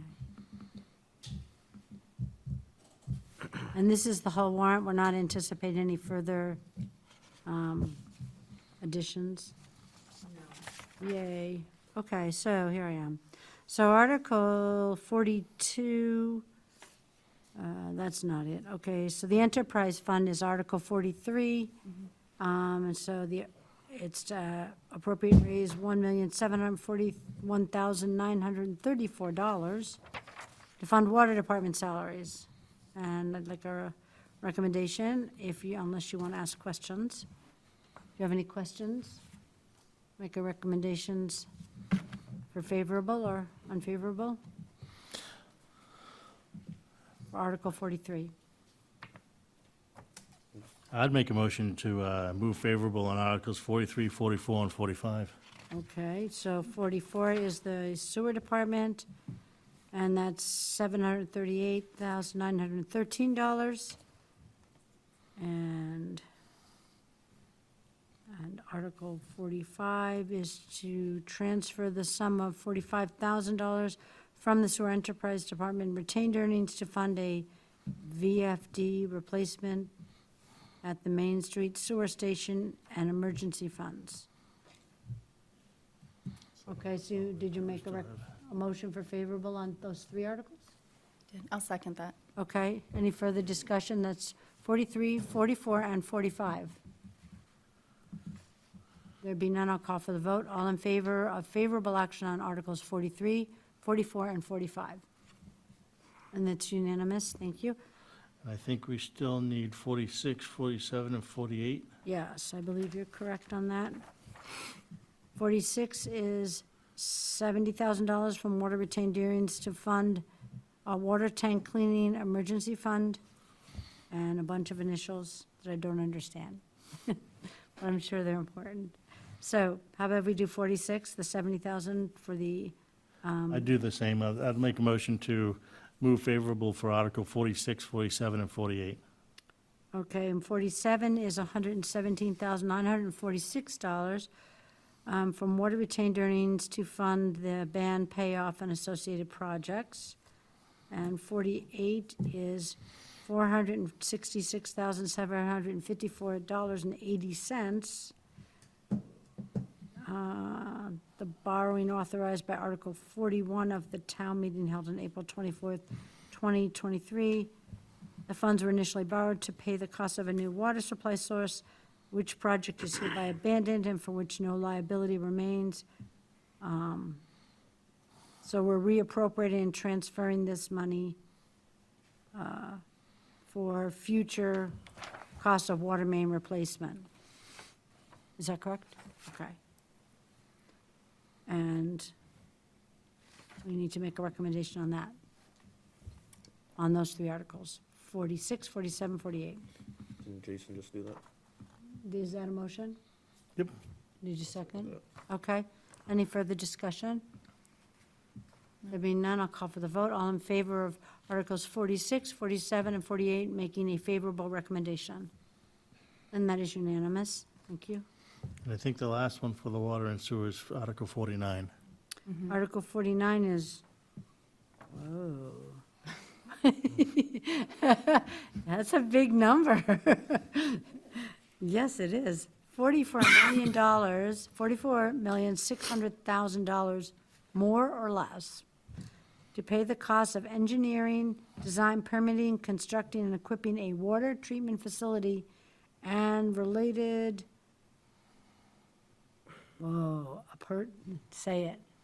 Can anybody say this word? Because I'm stumbled. No. Say it one more time for me. Opportunists, okay, opportunists. Opportunists, I would definitely have butchered that. That's the teacher we have. So? There's a police officer. I was amazed you come up with the 44 million. Oh, really? I'll take that as a, okay. So back to the, now, opportunists. Word for the day, can you spell that one in a spelling bee? Anyway, this is for the water treatment facility. It would be raised by borrowing, including borrowing from the Massachusetts Clean Water Trust. It's a lot of money. Yeah, I have a question, and it's only I'm sorry, I haven't watched your water and sewer meetings, and I know I said, I talked all about the planning board, I need to get caught up. I know there was some discussion about, possible buying from Haverhill, right? You were weighing those things out. I was just curious, not to put you on the spot, but how did you decide on this part, right? Yeah, just understand the thought process. Like I said, I apologize, I didn't watch the meeting, but, okay. Yeah, just understand how you. Approach, Okay, no, that's great, thank you. I appreciate it. thank you. Yeah, so a couple weeks ago, we'd been waiting for an engineering report that basically dictated what the board's decision should have been or is. Our engineers and the City of Haverhill's engineers had been working together to see what would need to happen for us to buy water from Haverhill, if it was feasible, Right. hydraulically and whatnot. We have the report, it's still in draft form, so it's not necessarily ready to be given out to the masses. But based upon our meeting with our engineer and the report, my board voted to build the plant. long story short, it's about half the price to do it ourselves, Okay, versus purchasing water from Haverhill. wow. Over the life of the 40-year expected life of the plant. Yeah, You know, that doesn't mean at year 40, 41, it's gonna fall apart. It means that you should get 40 years before you have to do any major renovations to it. The cost for us to build it is about 44 million. For us to purchase water from Haverhill, pay part of their capital for their plant, and do capital improvements in our town and in the city of Haverhill. It was gonna be like 80 to 90,000, Wow. 80 to 90 million, sorry. Yeah. So the board voted to do it ourselves. Obviously, we understand that it's a lot of money, but this is all fueled by PFAS, and it's a federal requirement that we do this. We're not choosing to do it for fun. Yeah. It will be anything but fun. But we are, to kind of backtrack a little bit, if we do not accept that MBTA community stuff, we will lose the 0% loan program that we've been I accepted knew I was to. gonna ask that. So 0% on 44 million is a huge number. Yeah, yep. So yeah, something to consider. No, absolutely. I was gonna ask that question, like, if there was anything related to being in compliance, how this would affect that, because Yep. that is it's a big number, but not as bad as the Haverhill plan, so. Yeah, so, I don't know, we're here to answer any questions you guys have. If you haven't been following along, this has kind of been in the works for many years. And we're here. We have to be operational by 2029. Okay, So we don't have any more time to kick the can down the road. So when you do this type of borrowing, will it be similar to like the new school, like will you be taking it out in steps or all at once, or how? Yeah, so it'll be incremental.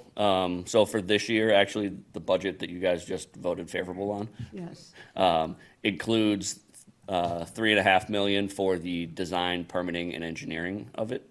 yeah, And then, so that will be for next year, and then the year after that will be in construction, so we'll be borrowing a portion of that for construction. The 0% state revolving fund program that I mentioned, right now, we were accepted last year, but we weren't ready or at a step that we could accept the money. So we had to reapply for this year. We're on the draft list, which is basically, it has to go through a few steps before it gets final approval. But for this year, we're approved for 15 million of the 44. Historically, once you were in that program, they funded your entire project without question, basically. They changed the rules this year, so now you're not guaranteed to stay in the program. But right now, we're in it for 15 million. Next year, we would have to reapply okay. for the next chunk of money. But anything you can get at 0% is better than market rate, so. okay, so we'd be authorizing you up to the 44,600,000, and you're going to try, do you anticipate that it's possible to get all of that at the 0%, or probably? Yeah, so the way the program works is, in order to be accepted into it, you have to give them like the total value of it. So And that's what it is. as this goes onto the water rates, do you have an estimate of what the average? Yes, and we kind of went through this with Yeah, the finance board the other night. yeah, So we have to do a rate analysis. I mean, this is a massive investment. yeah, So 44, just talking rough numbers, yep, 44 million is roughly 1.5 million a year for a 30-year loan. okay, So that's like $743 per water customer for the year, or $185 a bill, if we took that and just did it equally across everyone. yep, Is that the way it should be done? Probably not. It should probably be integrated into our tiering system, Yeah. potentially with some sort of, given amount, and then put the rest of it into the tier. We've only known we're going to do this for about 2 weeks, so it's a little premature to have that data. But on the same token, I know the report's in draft, but the estimate of going through Haverhill was like 85 million. So then that would mean that'd be about $1,500 a household Yeah. on average, give or take a few $100. Yeah. So, just to put in perspective, everybody, I think, should understand this has been a long time coming, sort of, for us. It's been kicked around a lot. Yeah, so just Really for. expensive. It's not going to get any cheaper. Yeah, for sure. just as an example, when we first looked into this in 2021, it was projected to cost $21 million. Wow. That was 4 years ago. Yeah. Um, So there's an opportunity, there's a cost to waiting, yes. Yeah, and, the cost to waiting more is the DEP and EPA Yep, come knocking on the door right. for noncompliance. And it seemed like a lot of water customers did want something done. Yeah, right now, they not don't have a feasible. choice. Yeah. Something's happening. Right, they wanted this too. So how big a facility will it be, do you think? So back in 2021, we had a feasibility study done. And at that time, it was strictly for iron and manganese for our discoloration Okay. problem that's been here for about 5 decades. Yep. And at that point, we had a study done, and the plant will be located on the land at the Pines that the water department has Okay. control over. Yep, The building will be roughly, 60 by 80-ish. okay, It'll be just past where the skate park will be, yep, but before where our little well house is. So a little loop in the road, it'll be right there. So we already have it tentatively sited there. yep. And then the funding through this budget will get us a construction-ready set of plans.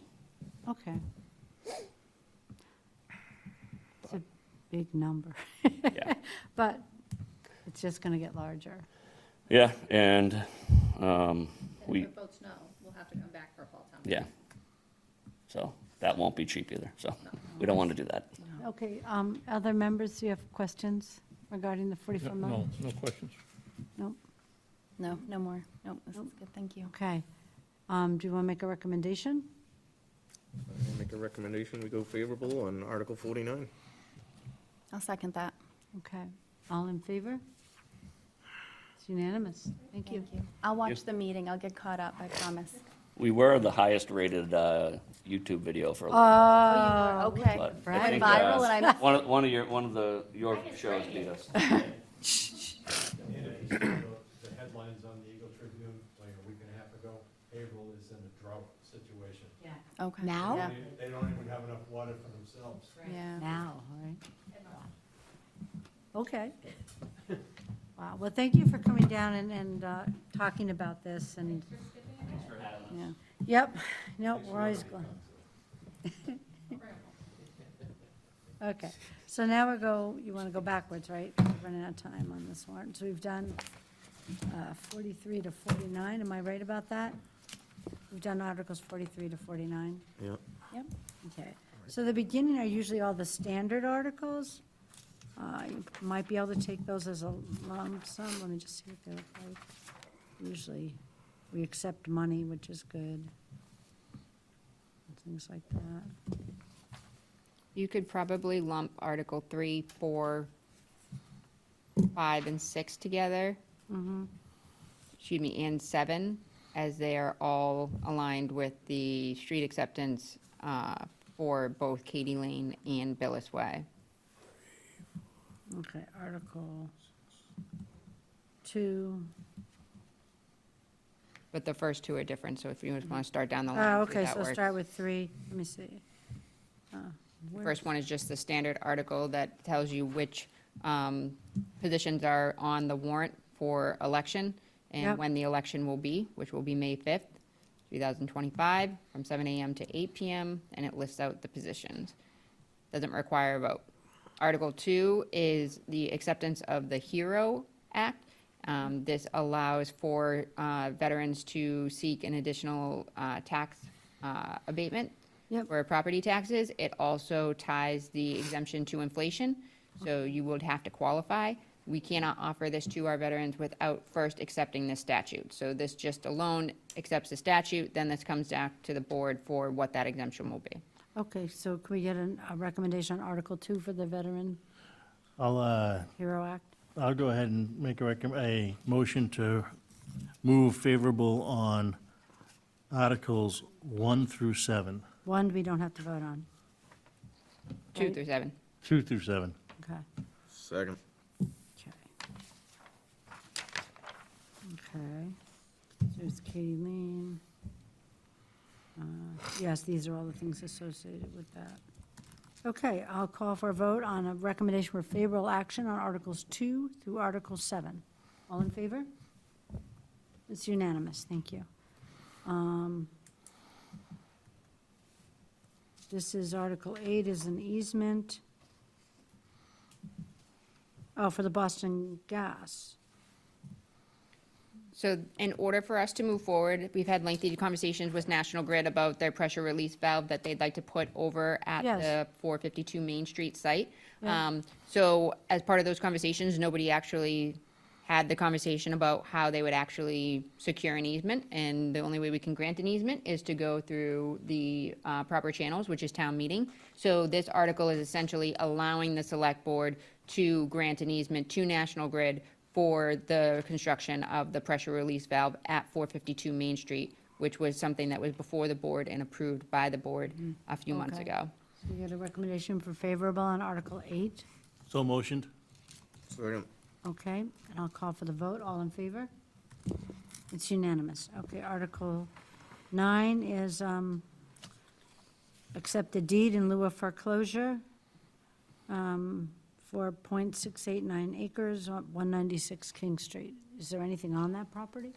So essentially, I'm just trying to pull it up just so I have the numbers. So there is nothing on that property currently. The current owners are in tax title, so we started the foreclosure process on that particular property to, again, put some pressure on the property owners to pay their taxes, because obviously, if they do not pay their taxes, then we need to hold that money, and that is a strain on our finances, as well as the other taxpayers that are paying their taxes. So it was something that was brought forward by the property owners, is that they would deed us the property in lieu of foreclosure, so they wouldn't have to go through the foreclosure process. Okay. So the current property right now for parcel 42-046, which is owned by Woodard and Curran, which is 196 King Street, it's .689 acres. The the fiscal year 25 annual taxes is 2,956. Tax title is 15,128, plus the interest of 4,789, for a total of 19,918. We have verified and we believe that the lot is buildable. They do have a open order or a confirmed order of conditions with the Conservation Commission for a septic system. So we would intend to auction off that property for sale. And we believe that we would be able to collect the $19,000, if not more, because the buildable property would exceed that in terms of its value. So in order to do that and accept the deed in lieu of foreclosure, we would need to have a town meeting vote. And our tax title attorney was the one who drafted the language, as you see in that warrant article. Okay, and so it says it requires just a simple majority at the town meeting? Correct. Okay, not two-thirds. So this would allow us to take the deed, and that would, and the agreement is then they no longer owe us any money on that. That Correct. wipes out the whole debt. Okay. Okay, can I get a recommendation favorable on this article? Make a recommendation favorable on Article 9. Can I get a second? Second. Thank you. Any more discussion? Otherwise, all in favor? Favorable recommendation. And it's unanimous. Thank you. And we have Article 10, to selectmen to purchase, accept as a gift or otherwise a fee interest or lesser interest in a portion of the land known as Main Street. So this is a be little bit interest- trickier. This is the actual sidewalk portion of of the sidewalk that's in front of Heart and Stone, where Family Affair, the salon is. So we had gone through the process of applying for a grant and receiving a grant to make pedestrian improvements. And if you remember before, it was just a huge asphalt open area, so people used to pull up and park, and there was no way for pedestrians to connect from one side to the other side. So there was some back and forth with the property owner. The property owner still owns that area of the property. In order for us to close out the project and finish that project, we need to take an easement so that we can grant that easement to Mass DOT for the laying out of the way. As part of those conversations with the attorney, it was suggested that we move forward in this fashion. However, we have been in contact with Mass DOT, and they are looking at other ways to proceed with closing out this project that might not involve this course of action. So if those conversations, which we're supposed to have on Friday, change, this article may no longer be necessary if we can come to some sort of agreement. But again, it was a recommendation of town council to put this on as an article so that we no longer delay the process if in fact we did need to take it. So if anything, if the board would like, I wouldn't be opposed, I wouldn't say that it would be a bad idea to table this until the meeting on the 7th to make a final decision, just because then maybe I'll have some more information for you as whether or not this is necessary. But that's kind of where it stems from. It's just the sidewalk portion. We're not trying to take it for any other purpose other than the sidewalk so that people can walk on the sidewalk safely and that we would have the ability to do so. Okay. Hearing that, why don't we take a motion to table this? Because we I can think we can get, just skip right over it. I don't understand. Siri, she thinks I'm talking to her. I don't think we need to make the motion to table. I think it's just, we just skip over it, because whatever we don't do tonight, we're gonna be doing it Okay, next so week. we'll just circle it or highlight it, whatever you wish to do. Note that we did not recommend on Article 10. So Article 11, That is the COA bylaw that we've discussed Yep. and the amendments that we discussed at a prior meeting. okay, and that goes, Article 11 goes on page 8, forward, still forward. There's still, the cross-offs are in there on purpose, right? Correct. The Okay. strike-throughs are the language show that what's we're being removing, and the bold removed. is what we're adding. Okay, and so it goes forward to page, And that, again, is just to clarify the COA staff roles and update definitions and languages. Language, not languages. So I'll make a motion that we move favorable on Article 11. Article 11. I'll second that. Okay, any further discussion on the Council on Aging article? There be none, I'll call for the vote. A favorable recommendation for Article 11? Yes. All in favor? It's unanimous, thank you. And then we're up to Article 12. Article 12 is the town administrator bylaw that went through the review by the Yep. finishing committee, as well as the initial committee that was there to establish a town administrator role, as well as the select board, then to town council, back to the select board, and this is the final version. It's only taken about 4 or 5 years, I think, in all. So I'll make a motion that we recommend favorable for Article 12. I second that. Okay, do we have any more discussion necessary on the town administrator bylaw? There be none, I'll call for the vote on Article 13. All in favor? Article 12. 13 or 12? 12, I'm sorry, Article 12, I jumped. Thank you. Good call, Mark. And so that's unanimous. Now Article 13 is the removal of snow and ice. We talked about this one. Yes, it tells people they have to remove the snow and ice from the sidewalks in front of their homes if they have sidewalks. Will probably generate a very lively discussion. But are we going to recommend favorable action on this? I'll make a motion to move favorable on Article 13. Second. Okay, any more discussion? There being none, I'll call for the vote. All in favor of favorable action 13? Okay, it passes. Recommending favorable. Article 14, use and obstruction of public ways, disposal of debris on a public sidewalk prohibited, natural growth on public sidewalk prohibited.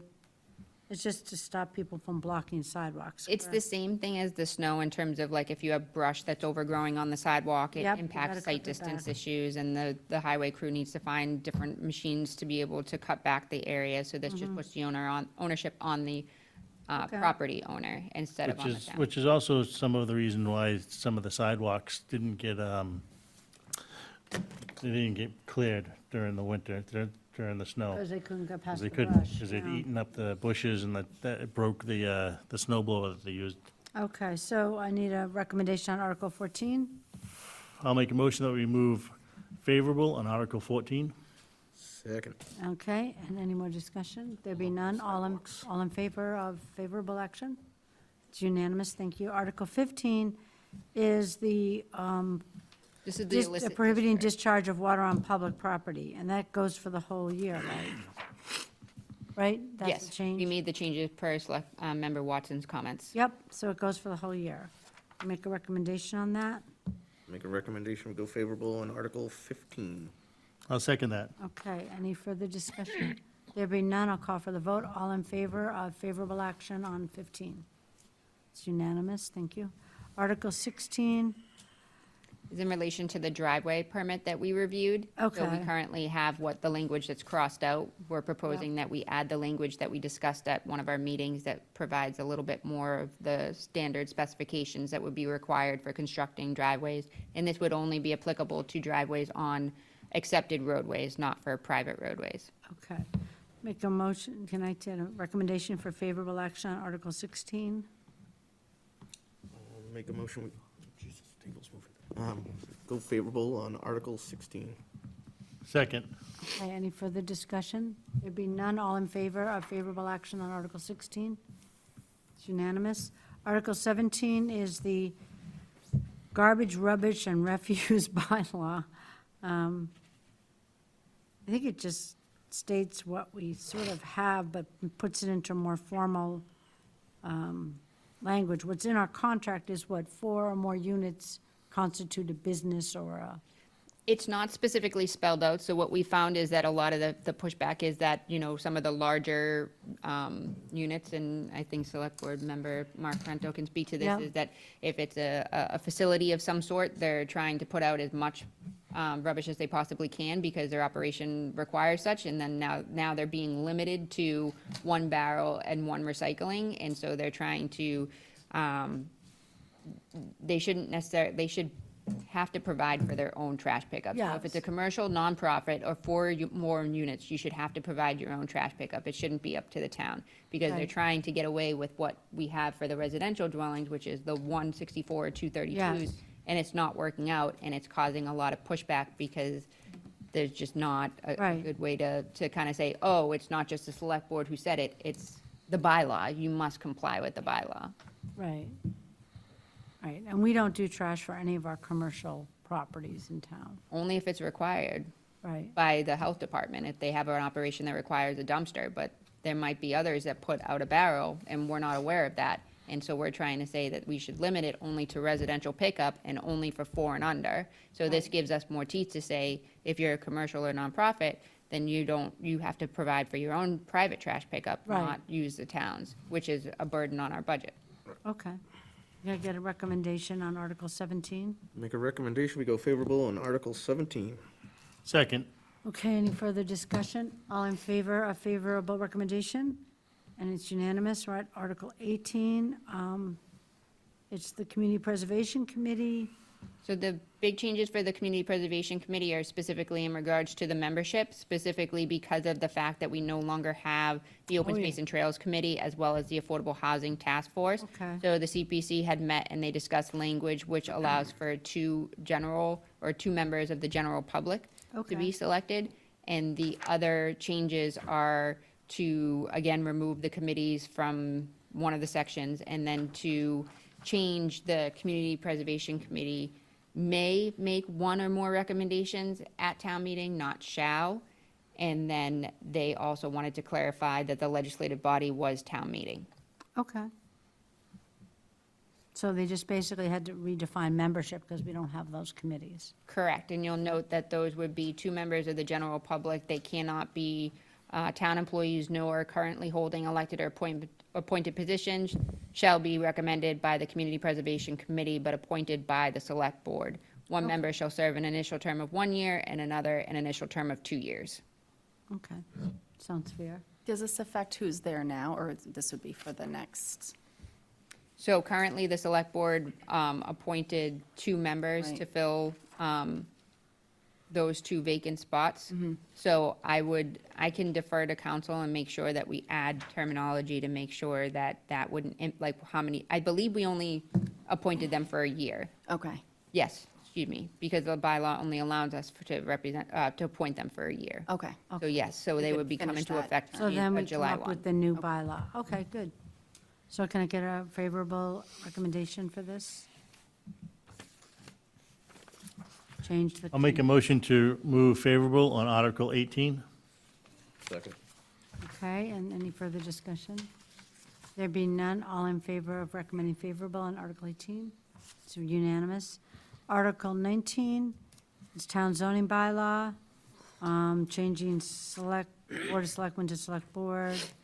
And this was the one that was put forward at the last town meeting, but was not done appropriately through the public hearing process. It was heard by the the planning Oh, board. okay. They did make a favorable recommendation. Okay, it's just a name change, right? That's all. Yes. And Okay. we already did it in our general bylaw. We just need to do it for our zoning bylaw. Can we just get a recommendation for favorable? It's just housekeeping. Make a recommendation, we go favorable on Article 19. Get a second for that? Second. Thank you. All in favor? Article 19, favorable? It's unanimous? Yes, Jason? Yes. Okay. So Article 20, Article 20 and Article 21 are in regards to the floodplain overlay district. If you recall, we had the building commissioner, Sam Joslin, in to discuss these at length. A lot of them are administrative changes that are being put forward by the state. Specifically, number 20 is that this term is no longer used in the bylaw. And for Okay. 21, there is some other definition changes, again, other needs to comply with state. And there was also, the bigger of the changes is to make the building commissioner the permit granting authority for the floodplain. Technically, right now, it is the planning board. The planning board doesn't have the same level of expertise as the building commissioner, and it's an easier process for homeowners and others to go through the process when it's an individual not waiting for a hearing and a meeting, et cetera. But otherwise, all of the other changes are per what was put forward by the state and proposed by the National Flood Insurance Program. so is this going to change people's flood insurance? Like people who don't have to get flood insurance may have to get flood insurance? No, it does not change the map. The map stays the same. Good. There's only a few amount of properties that actually qualify or that are actually in the floodplain district. There's a lot of crossing off on it. And, But in order for those individuals to have flood insurance, we have to have the Yes. bylaw that protects okay. their interest and the compliance with the law. Is that Article 21 then? It's Article 20 and 21. Article 20 is And the 21, removal of the okay. definition, and 21 is the actual bylaw change. Okay, So I'll make a motion to move favorable on Article 20 and 21. okay. Second that. Okay, any further discussion? There being none, I'll call for the vote. All in favor? A favorable recommendation? Okay. Now up to Article 22, to amend the town zoning bylaw, Section 50-9.2A. This is for the parking requirements for the town center. So the zoning board is recommending that we change it from the 500 feet to 15 feet as to the parking that would 1,500. be, 1,500. yes, excuse me, Okay. Sorry, just making sure. within the area that is required. Oh, okay, you mean they have to have so many parking spaces? Yes. Okay, I gotcha, okay. All right, can I get a recommendation of favorable action? I'll make a motion to move favorable on Article 22. Second. Any more discussion? There being none, all in favor? A favorable recommendation, it's unanimous, thank you. Article 23, vote to delete and replace dwelling, single-family definition from the zoning bylaw, I guess, what is it called now? So this is what is being considered for compliance with the accessory dwelling unit Oh. changes that are being proposed by the state. We currently have a accessory dwelling bylaw, but it's not compliant with what was put forward by the state. That was put forward on February 2nd, 2025, so Yeah. it doesn't matter. Whatever is put forward that meets the state requirements is approved as of right. So even if we have our bylaw in play, it's null and void because the state supersedes that. So this is just making our bylaw compliant with the language that the state has put forward. So we would need to delete our current language and we would need to replace it. So the Article 23 is specifically the definition and Article 24 is the actual language. So I'll make a motion to move favorable on Article 23 and 24. Second. Okay. Any discussion? No. There being none, I'll call for the vote. Favorable action on 23 and 24. That's unanimous, okay. And Article 25, another zoning, the battery energy charge. Correct, and those were very insubstantial changes, typos and things, but the one thing that did change was under Section C applicability, number 1. They've changed it from the 70 kilowatts to the 100 kilowatts. And that's just to allow for future compliance. As the battery energy storage becomes more popular and grows, it just gives us an ability to move in that direction without limiting. So this is the same bylaw that we already passed last year that Correct. sort of prohibits it from being put in close proximity to living dwellings and things like that. Correct. Okay. You get a recommendation for favorable action? I'll make a motion to move favorable on Article 25. Second. Okay, any further discussion? There being none, I'll call for the vote. All in favor? Favorable recommendation? It's unanimous, thank you. The next article is the MBTA 3A. So Okay, We've already made the recommendation. so we can go past that, right? And so that would lead us into the community preservation articles. 26, there's 28, I missed 27 somehow. Oh, 27. That's the appropriate and reserve from community preservation. These are the set-aside amounts. Correct, and that's that based they on the do amount every of year. estimated revenue. Right. So can I get a recommendation for Article 27? I'll make a recommendation to move favorable on Article 27. Did we skip 26? No, we just did We 26. did it before. That was the Oh, first we one. did, it was the MBTA. Oh, okay. Yes. Yep, Yeah. yep, 26, sorry, yeah. And 27 is Almost past my the, bedtime. 27 is just the set-asides that the community preservation puts aside a certain sum of money each year. So, do we get a second on? I'll Okay. second 27. All in favor? Article 27 favorable. Article 28 is the historic mill building. They're proposing $7,000. I think we've been through all this for the environmental testing.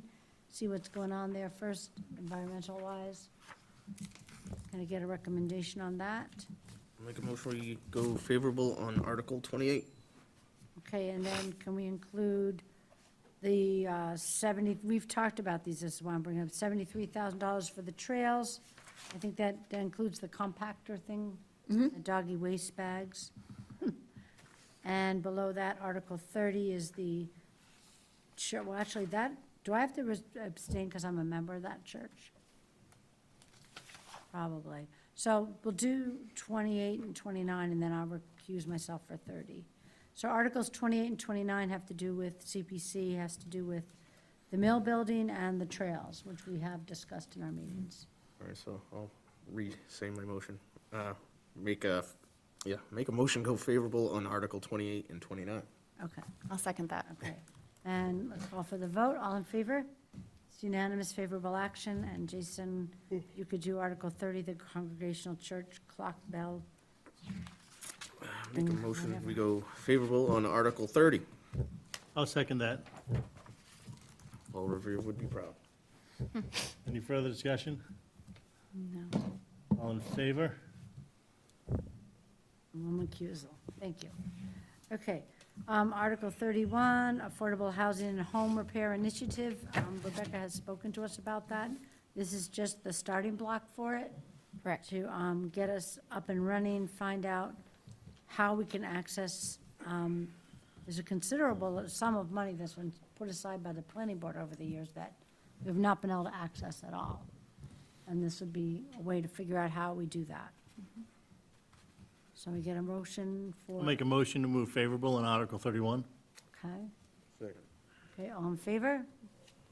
It's It's unanimous, thank you. Article 32 is Phase 2 of historic presentation of the V2 Hand Tub Museum. Make a motion, we go favorable on Article 32. I'll second that. It's been going on for quite a few years now, so Right. it'd be nice to get it done. Get it fall apart before. Okay, all in favor? I did have a question on this Oh, one. go This ahead. is the only one without a dollar amount. Well, because there's money still sitting there, I believe. Oh, it's already, Just extending. oh, that's all Yeah, it it's is. extending Okay. the deadline on it. We'll have it available on the presentation screen at town meeting, and I can actually put it in the note as well, but I Okay. believe it's about $56,000 Okay. remaining. Perfect, all right, sorry. Okay, and call for the vote, all in favor? Recommendation is favorable, it's unanimous, thank you. So, we're getting there, wow. 33 is new revolving fund, to be known as the Pumpkin Fest Revolving Fund, really? Yes, it has become extremely complicated to try and separate the donations for an event that's been Okay. ongoing. So right now, what we try and do is we try and make it at no cost to any of the attendees that attend Pumpkin Fest. So if somebody wants to sponsor the photo booth, or someone wants to sponsor the scaffolding, then they usually get in touch with the vendor directly. It's easier for us. Otherwise, they have to give us money, then we have to take in the money, and then we have to go through the process of making sure that we can secure those items and materials.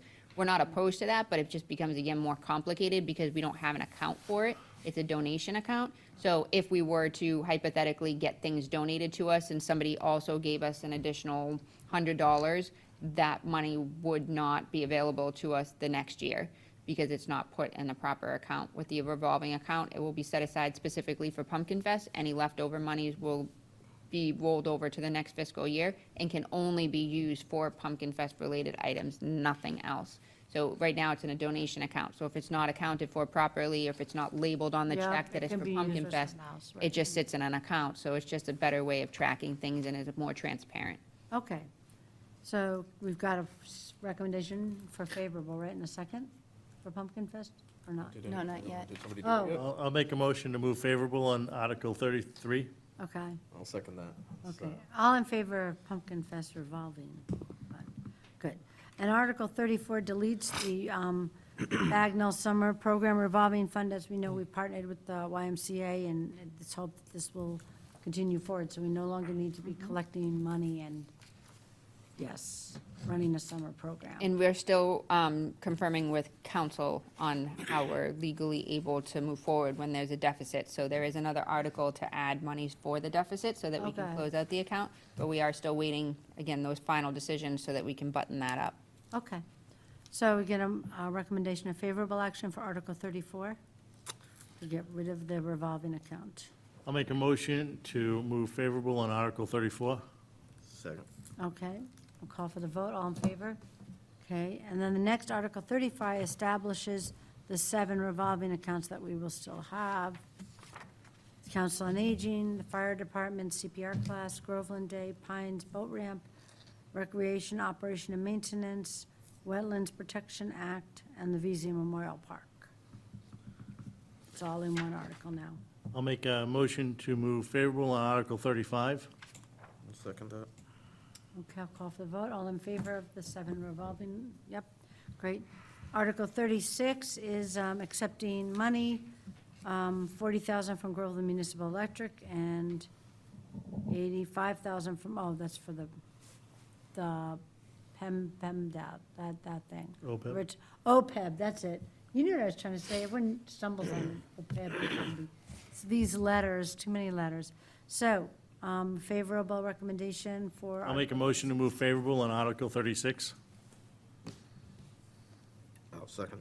Okay, and I'll call for the vote. All in favor? Okay, and Article 37, transfers.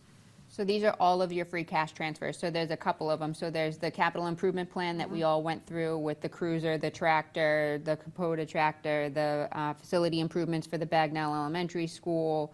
And then there's a couple of other items. Your standard items, will start at the top, would be the stabilization the stabilization money that we put in annually as well as the capital stabilization monies, then the municipal building improvements for things that come up throughout the year. If an HVAC changes, goes and a boiler goes and we need to replace it, it's under the capital improvement threshold, but we don't have money on hand. That's what those monies are used for. Anything that's not used falls back to free cash. The MS4 stormwater, we're still charged with compliance, so we still need to make sure that we're doing the proper reporting. The personnel buyback, we just paid out an employee who retired, so we're trying to recoup those funds. We do have another employee that will probably be retiring in 2 years that will probably wipe that account out based on the time that they have accrued. So we just want to make sure that we're continually trying to add monies. And then the other ones that are on the bottom after the capital improvement ones are for the ones that we discussed that we never really decided, is if we're going to move forward with the recycling totes. That would be the quote to move forward with the recycling totes. The other is that there is a requirement under the community trail to have a set aside for an escrow account to provide for mitigation requirements that we establish over at 150 Center Street. So in efforts to become compliant, we are looking to move $2,000 in an interest-bearing account so that we can make sure that we can prove to them that we have that money set aside as we continue to try and maintain that area. And then there's the request that came from the 175th anniversary parade. They had, I guess, the 150th, sought some monies from the town to go forward towards the event. So they're requesting that $20,000 be set aside for that specific event, just that one event. Whatever is not used, again, they would like to put back to free cash. It's not a reoccurring expense. Their goal is to fundraise. They are trying to hang banners. They have a couple of different ideas of how they're gonna fundraise, but worst case scenario, they're a couple $1,000s short. They're not pressed and they're like, oh, we can't have the event because we don't have the money. So they had come to the finance board and spoke at their meetings and had advocated that $20,000 be set aside for that specific event. And then the last one, like we just talked about, was the monies for the Bagnell Summer Program revolving fund and putting that deficit back through the use of free cash. And we're, again, just waiting for the final okay from town council, but I'm happy to answer any additional questions. I do know, like I said, I tried to separate the capital because the board had already approved the capital plan, but the other items are they're kind of smushed in between there. So I'll make a motion to move favorable on Article 37. I'll second that. Any further discussion? Call for the vote. All in favor of recommending favorable? Good. Okay, and Article 38 is the cable PEG access. That's a standard article, right? The standard Yep, article. and that comes from doesn't come from the taxes, comes from. Correct, it's from Cable Comcast fees, and their yeah. licensing fees. Okay. Get a Make a recommendation. motion, we go favorable on Article 38. Give a second on that. Second. Okay, I'll call for a vote. All in favor of favorable on Article 38? And 39 is premiums, sale of bonds, $4,399. Can we get a recommendation of favorable on that? I'll make a motion to move favorable on Article 39. I'll second that. Okay, I'll ask for a vote. All in favor of favorable on Article 39 for $4,399. Article 40 is asking to reappropriate and transfer $117,059.28 appropriated by Article 32 of the town meeting held on April 24th, 2023, to pay the costs for engineering design for the highway garage construction. So that was something we discussed as part of the capital improvement plan. The former superintendent had allocated or requested to allocate a certain amount of funds to take the existing shell of the highway garage and extend it out a tiny bit and then put kind of a new metal shell building there. After talking with the crew and taking a little deeper dive into what was proposed, it was decided with the foreman as well as the projects and programs manager that that wouldn't be the best way to move forward, that we should actually look at what was proposed by the original roadway commissioner Bob Arakelian with the creation of the garage. So we would use that existing shell, we would clean it up on the bottom and take away some of the rot, leave that for some of the newer equipment that we have so that we can get it out of the element and explore creating a new highway garage, which would have the wash bay stations. It would be connected to the sewer, not the septic, and would bring us in compliance with MS4 and provide us a facility that would allow us to continue to maintain the town. So since we've already allocated it towards a set purpose, we need to then have a new article that would reallocate those funds. So when we did the original vote, it was for the exact amount plus the interest, so that's why it's slightly higher than what we had in Article 32 in 2020. Okay. It should be 2024, not. But when we appropriate, like, it was a raise and appropriate, right? No, it was the use of the Was it sale of- transfer from stabilization? Nope, it was the use of sale, bond proceeds as well as the sale of buildings. And that went towards the generator and the garage replacement. Okay, So the so- generator's still in play, but the garage is not, so we're repurposing those funds. So we would need to take another warrant article, we would need to have another vote at town meeting. Okay, so it will come from a specific line that already has the money? The money's already been allocated into. Okay, so it is okay. But since it was for one purpose, and now we're saying we're doing design and engineering, we Yep. need the townspeople to vote that. We can't just Okay. make that change. All right. Can I get a, Make a motion, we go favorable on Article 40. Second that. okay, I'll call for the vote. All in favor? It's unanimous. Article 41 is the wages and salaries of everybody in the omnibus, right? Am I right on that? Article 41 is the entire omnibus. It is It's the general omnibus. government, public safety, education, public Right. works, human services. I'm just looking for the total. So, yes, and people will have the detail of that in their booklets as well. And the total budget is $24,212,824. Get a recommendation of favorable? I'll make a motion to move favorable on Article 41. Second. Okay, I'll call for the vote. All in favor? It's the omnibus, thank you. And Article 42 is the standard vote to fix the salary and compensation. I'll make a motion to move favorable on Article 42. A second on it? Second. Okay, I'll call for the vote. All in favor of Article 42, favorable recommendation. And Article 43, 44, we've already voted on. Yes. That's it. 48, 49 we're done with. I think that's it. Yes. That's a wrap. Okay, so, Just on have to the, go back for Katie Lane Correct. what? on the 7th. On the 7th, yes, but I'm talking about tonight's agenda. Tonight's agenda, we have just about, except for the standard end of our, what the heck? End of our meeting stuff. So, we have if we're done with the annual town meeting warrant, do we agree on that, that we have completed our work on that? Yes?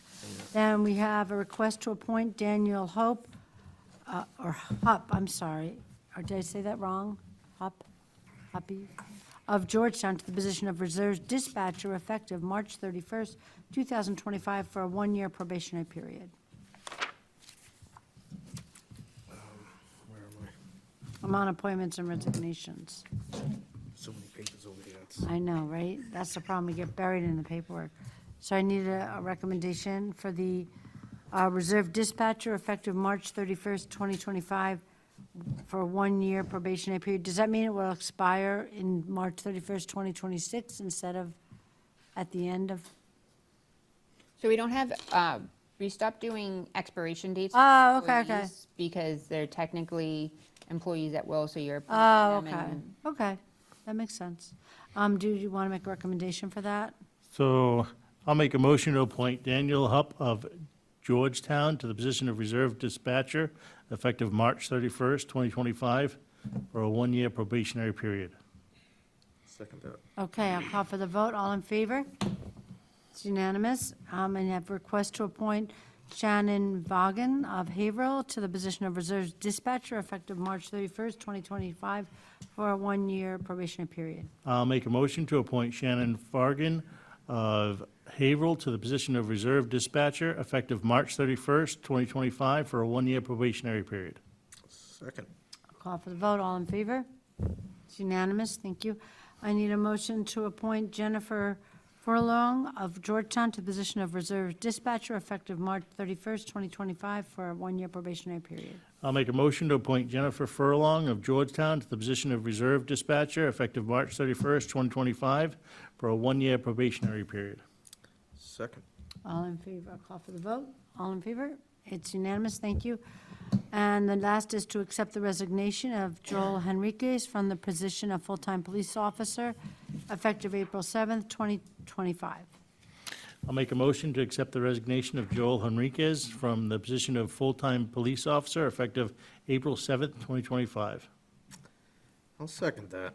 Very sad to see that, because he's a really good kid. Yeah. Well, thank Joel for his Too bad. service, for Officer Henriquez, I should say, for his service to the town of Groveland. So with regret, I'll call for the vote. All in favor? It's unanimous to accept the resignation. We have no minutes. Do we have any older unfinished business? No. Other items not reasonably anticipated? So the only one thing that I'd just like to bring to the board's attention is that we recently received communications with our consulting engineer that is currently performing inspections over at the Salem Street Dam. And things are not looking very favorably right now, so we are going to be seeking guidance from DCR about declaring an emergency type situation so that we can proceed with stabilizing the site. So once we get more information, I will let the board know, but again, the latest reports show the wall bulging and just getting to the point where if we don't do anything, then it's in the best interest of the select board to shut down the road so that there is no traffic traveling over that particular area. So we are trying to work quickly, and as soon as we get an update, we will alert the board. Okay. I mean, it would be good at some point, it wouldn't have to be with the state officials, but to have a site visit so we can kind of see what this looks like, what the problem looks like. You know, I don't know if I'll notice it the way they do, but I would like to. Are we still looking at potentially changing the designation from dam to culvert? We're looking to remove the dam in its entirety, but Yeah. we can't do that without making sure that the structure is stabilized. Yep, In order to I make sure the understand. structure is stabilized, we need to slip line the pipe and we need to reinforce the wall. So we do need to invest in some type of remediation efforts to make sure that that structure does not collapse. GZA, like I said, had mentioned that they noticed the bulge. The bulge is now being monitored, so every time that they go out there, they're measuring how much the wall is starting to push out. Is it the wall that faces that way? It's Or the brick walls on the side. Okay. And it's pushing out. So at the next meeting, I can have some additional photos for you so that you can see in the inspection report. Like I said, we just received notification from them today that we might want to elevate this, so I am making calls into DCRs to see Okay. whether or not we can declare it an emergency and move forward. But I'll have more update, which is why I brought it up under not reasonably anticipated, because it just came up this afternoon. So it's that whole wall side of the downstream. Correct. I have a question. Anything that has to do with this, would I recuse myself because I rent and, like, I live right there? So I But don't you know. don't own the property, I don't own it, but so you don't profit from anything one way or the other. I don't. I Plus, saw we're not them. really voting on anything right at Okay. this current moment. Right, So I right. think more right now, it's informational, but once we Okay. get into more of the decision-making, maybe Right. we can just double-check with ethics and Okay. confirm. All right, Yeah. sounds good. Yeah, I saw them out there tagging all the blue things. Ooh. I saw them, yeah, in their boat out in Meadow Pond, Ooh, I gotta go there. tagging trees and stuff. Yikes. You know how I feel about the state. Oh, boy. Hey, I'd like to know what things look like. I mean, You can come over, Kathy. I will. Yeah. Thank Yeah, you. yeah. Well, Bring your fishing pole. I'll have one. Okay, but appreciate the update, and we'll roll right into your update time. I know you gave us a packet. I did give you a packet. There is a lot of information in there, so I will try and be brief. Okay. So for collective bargaining, negotiations are still ongoing with the police. I believe that we will be able to make a decision hopefully tomorrow. I feel like we're both at that point. The main meeting room is nearly complete. As you can tell, the only issue that we're having is the projector screen. There is an issue with the wiring, so we are getting that corrected, so that should be up and functioning, but otherwise, everything is pretty much good to go. For field use permits, you can see below, most of them are in regards to the softball field and for the Boy Scouts and their electronic recycling and the use for a special birthday event at the Pines Pavilion. Important upcoming dates, the planning board's meeting tomorrow, the finance board meeting is on Wednesday, and then town meeting is obviously on April 28th, just keep on reminding everyone. For grants, we have our request for expression of interest, that's the REI, that's in regards to 150 Center Street. We had a really productive meeting with the Economic Development Committee that is posted on YouTube, and there was a PowerPoint presentation which is included as part of your packet and was also discussed at the meeting. So at this point in time, we have dispersed the draft REI to the working group. For the select board, we have Becky as the nomination, the member who's looking at that and making comments. From the planning board, it's actually Chris Goodwin, and from the Economic Development Committee, it's Angus Jennings. So we're hoping to get those comments by the end of the week.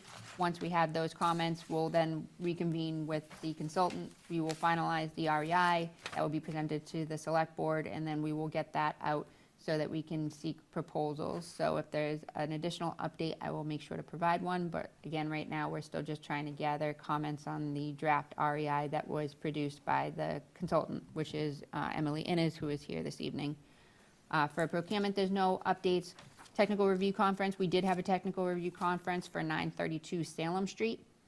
There's an existing single-family residence at the beginning, and then there's a workshop in the back. This is the property that's actually right next to Kendall Construction's old yard. Okay. So they are looking to create contractor bays with individual utilities. They do have some challenges. They are in the aquifer. They do have some habitat. There's some wetlands over there. They will need to do a site plan approval process and a stormwater management land disturbance process. So they're looking at permitting that will go most likely with the planning board and the zoning board. They are looking to get away from the wetlands jurisdiction as much as possible. So they're not looking to seek a conservation permit unless they absolutely have to. And then there may potentially be a filing regardless because of the national heritage, which they can't escape. But we are looking at the map, and we are looking to get them in touch with those individuals so that they can let them know, because if you look at the map and you look at the operation, it's kind of, what makes us the turtle capital of the world kind of thing.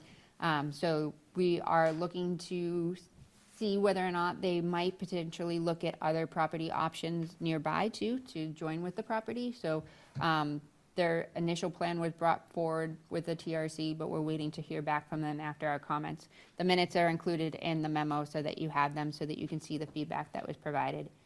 For meetings and seminars, that's where kind of a lot of the meat of my memo gets to as well. The ones I wanted to call out is that we did have a very productive conversation with the EPA and Mass DEP in relation to 46 Washington Street. We felt as though Mass DEP wasn't really responding to us well in the first meeting, but at this last meeting, they really understood, based upon what we had provided in our memo, of the financial burden that we would need to go and undertake if we were to try and get this building removed per the conditions that both Mass DEP and EPA had had offered us. That includes the 33% proceeds of the sale, et cetera, that we had talked about at one of the previous meetings.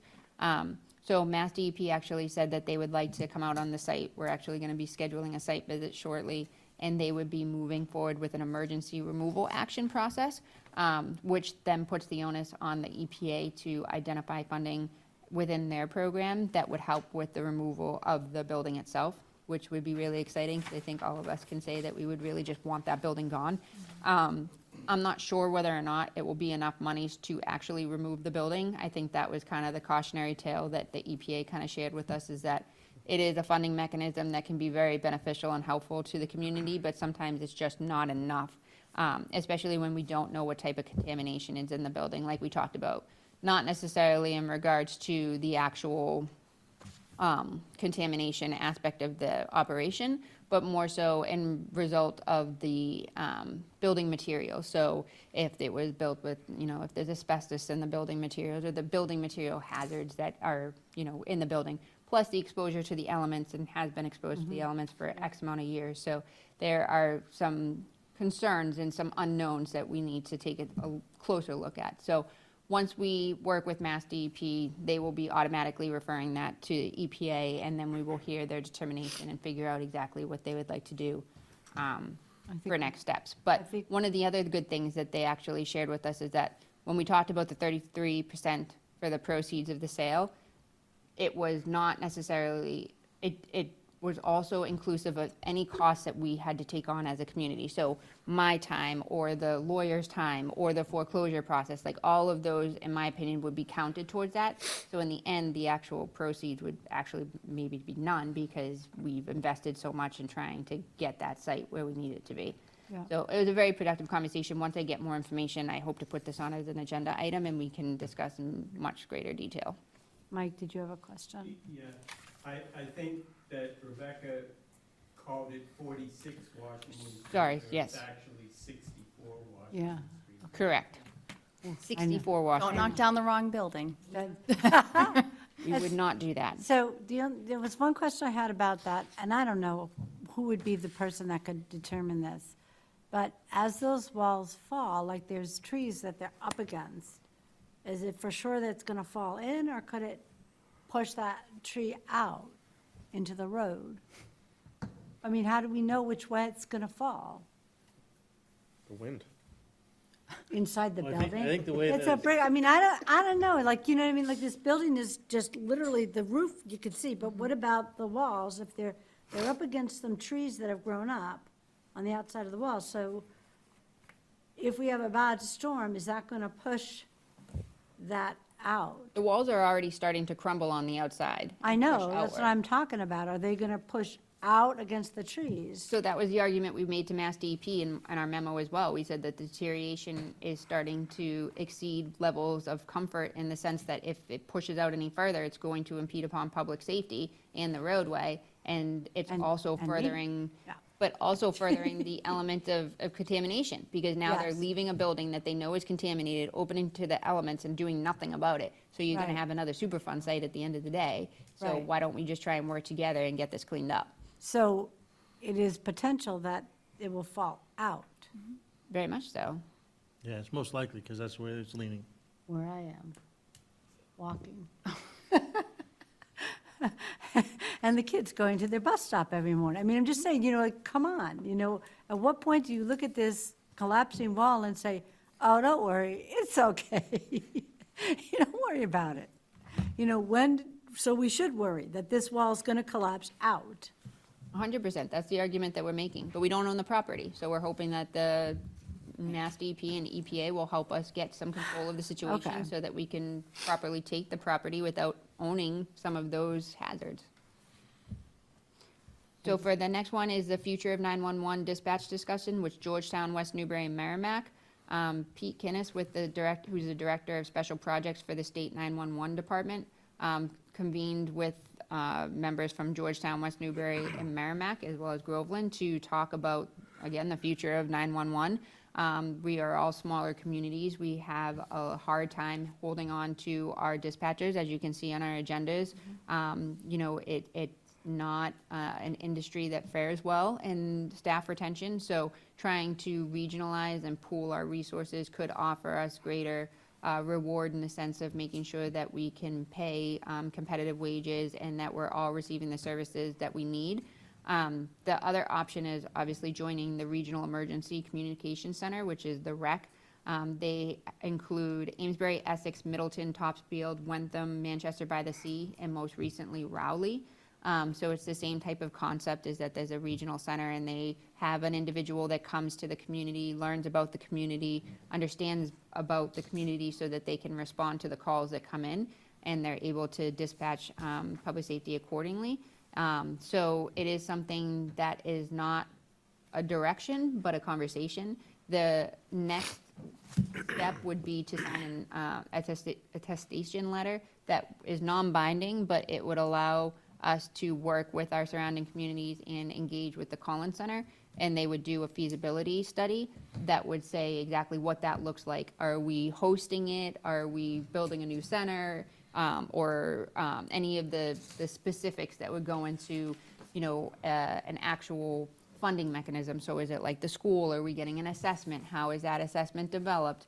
How does that look with the communities that we have involved? So all of those details would be something that would be looked at as part of the Collins Center feasibility study. I will say I do have some hesitations with using the Collins Center. We've used them on a couple of different projects, specifically with our wage and classification study. We did not have the best result with them. The report didn't jive with a lot of the data that they had collected, and there was a lot of misguidance and a lot of miscommunication. So I don't have the complete confidence that that's the best way for us to move forward. That being said, they're free. So that's why the state 911 department and other communities are looking to use them.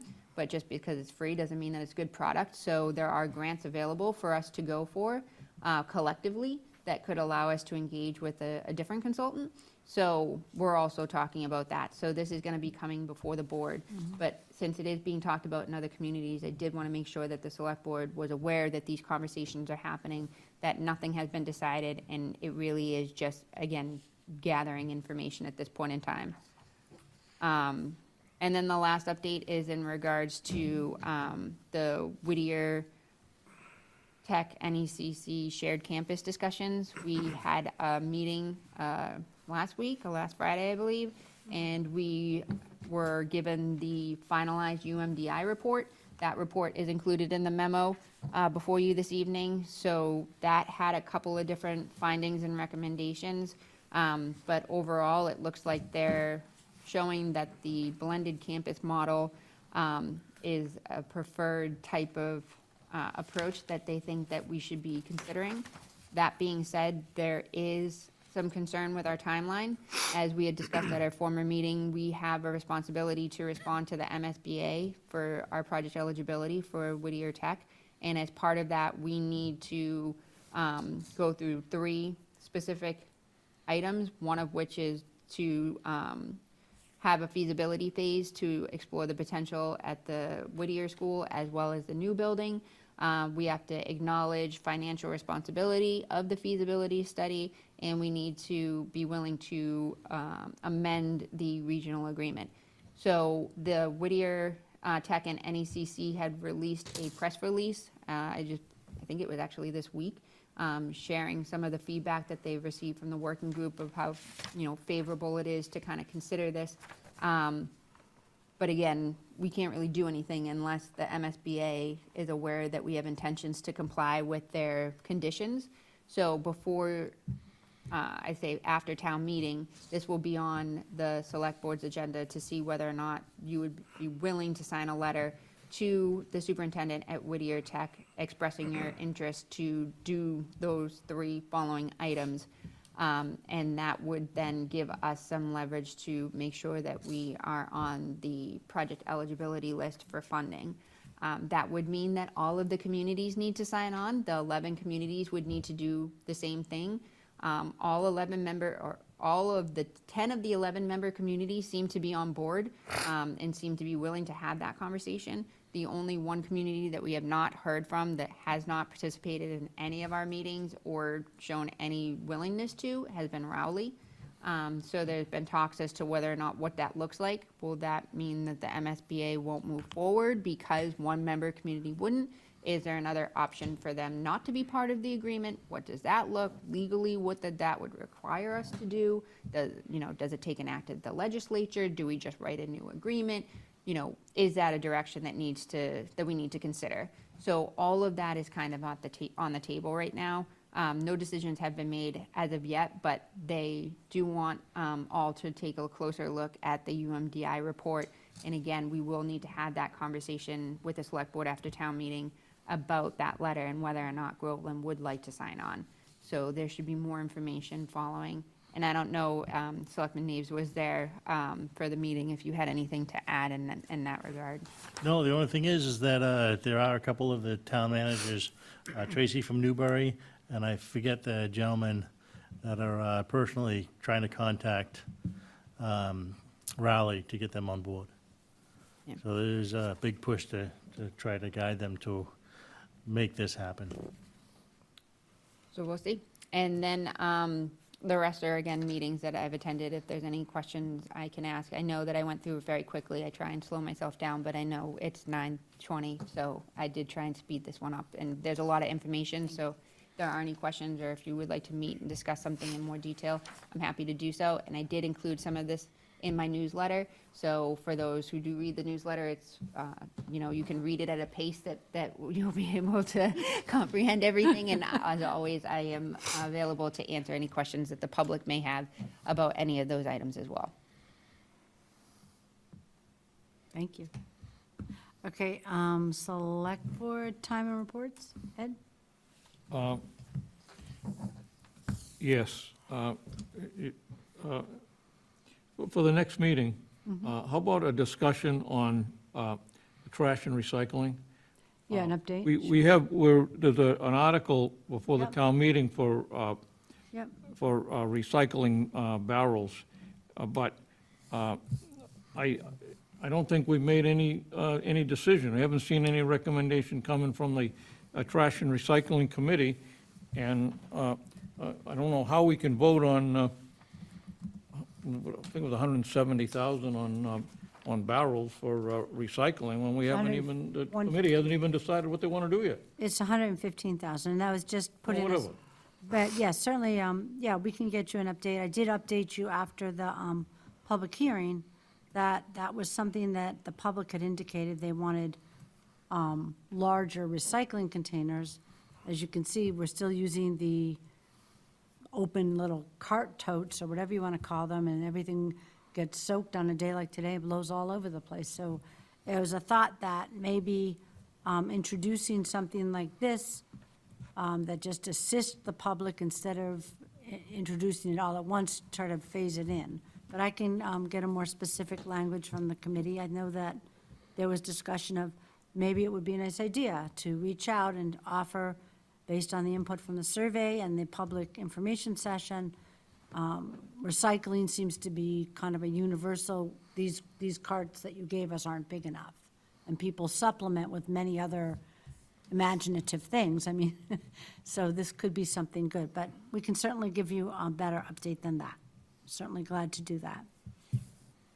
So the committee had decided on a 96-gallon, We didn't decide, we had recommended that to you as a recommendation before the survey went out. As I said, the survey came back, and unfortunately, the question tied the 96-gallon recycling to the 34-gallon trash? And that was the 60% said no that.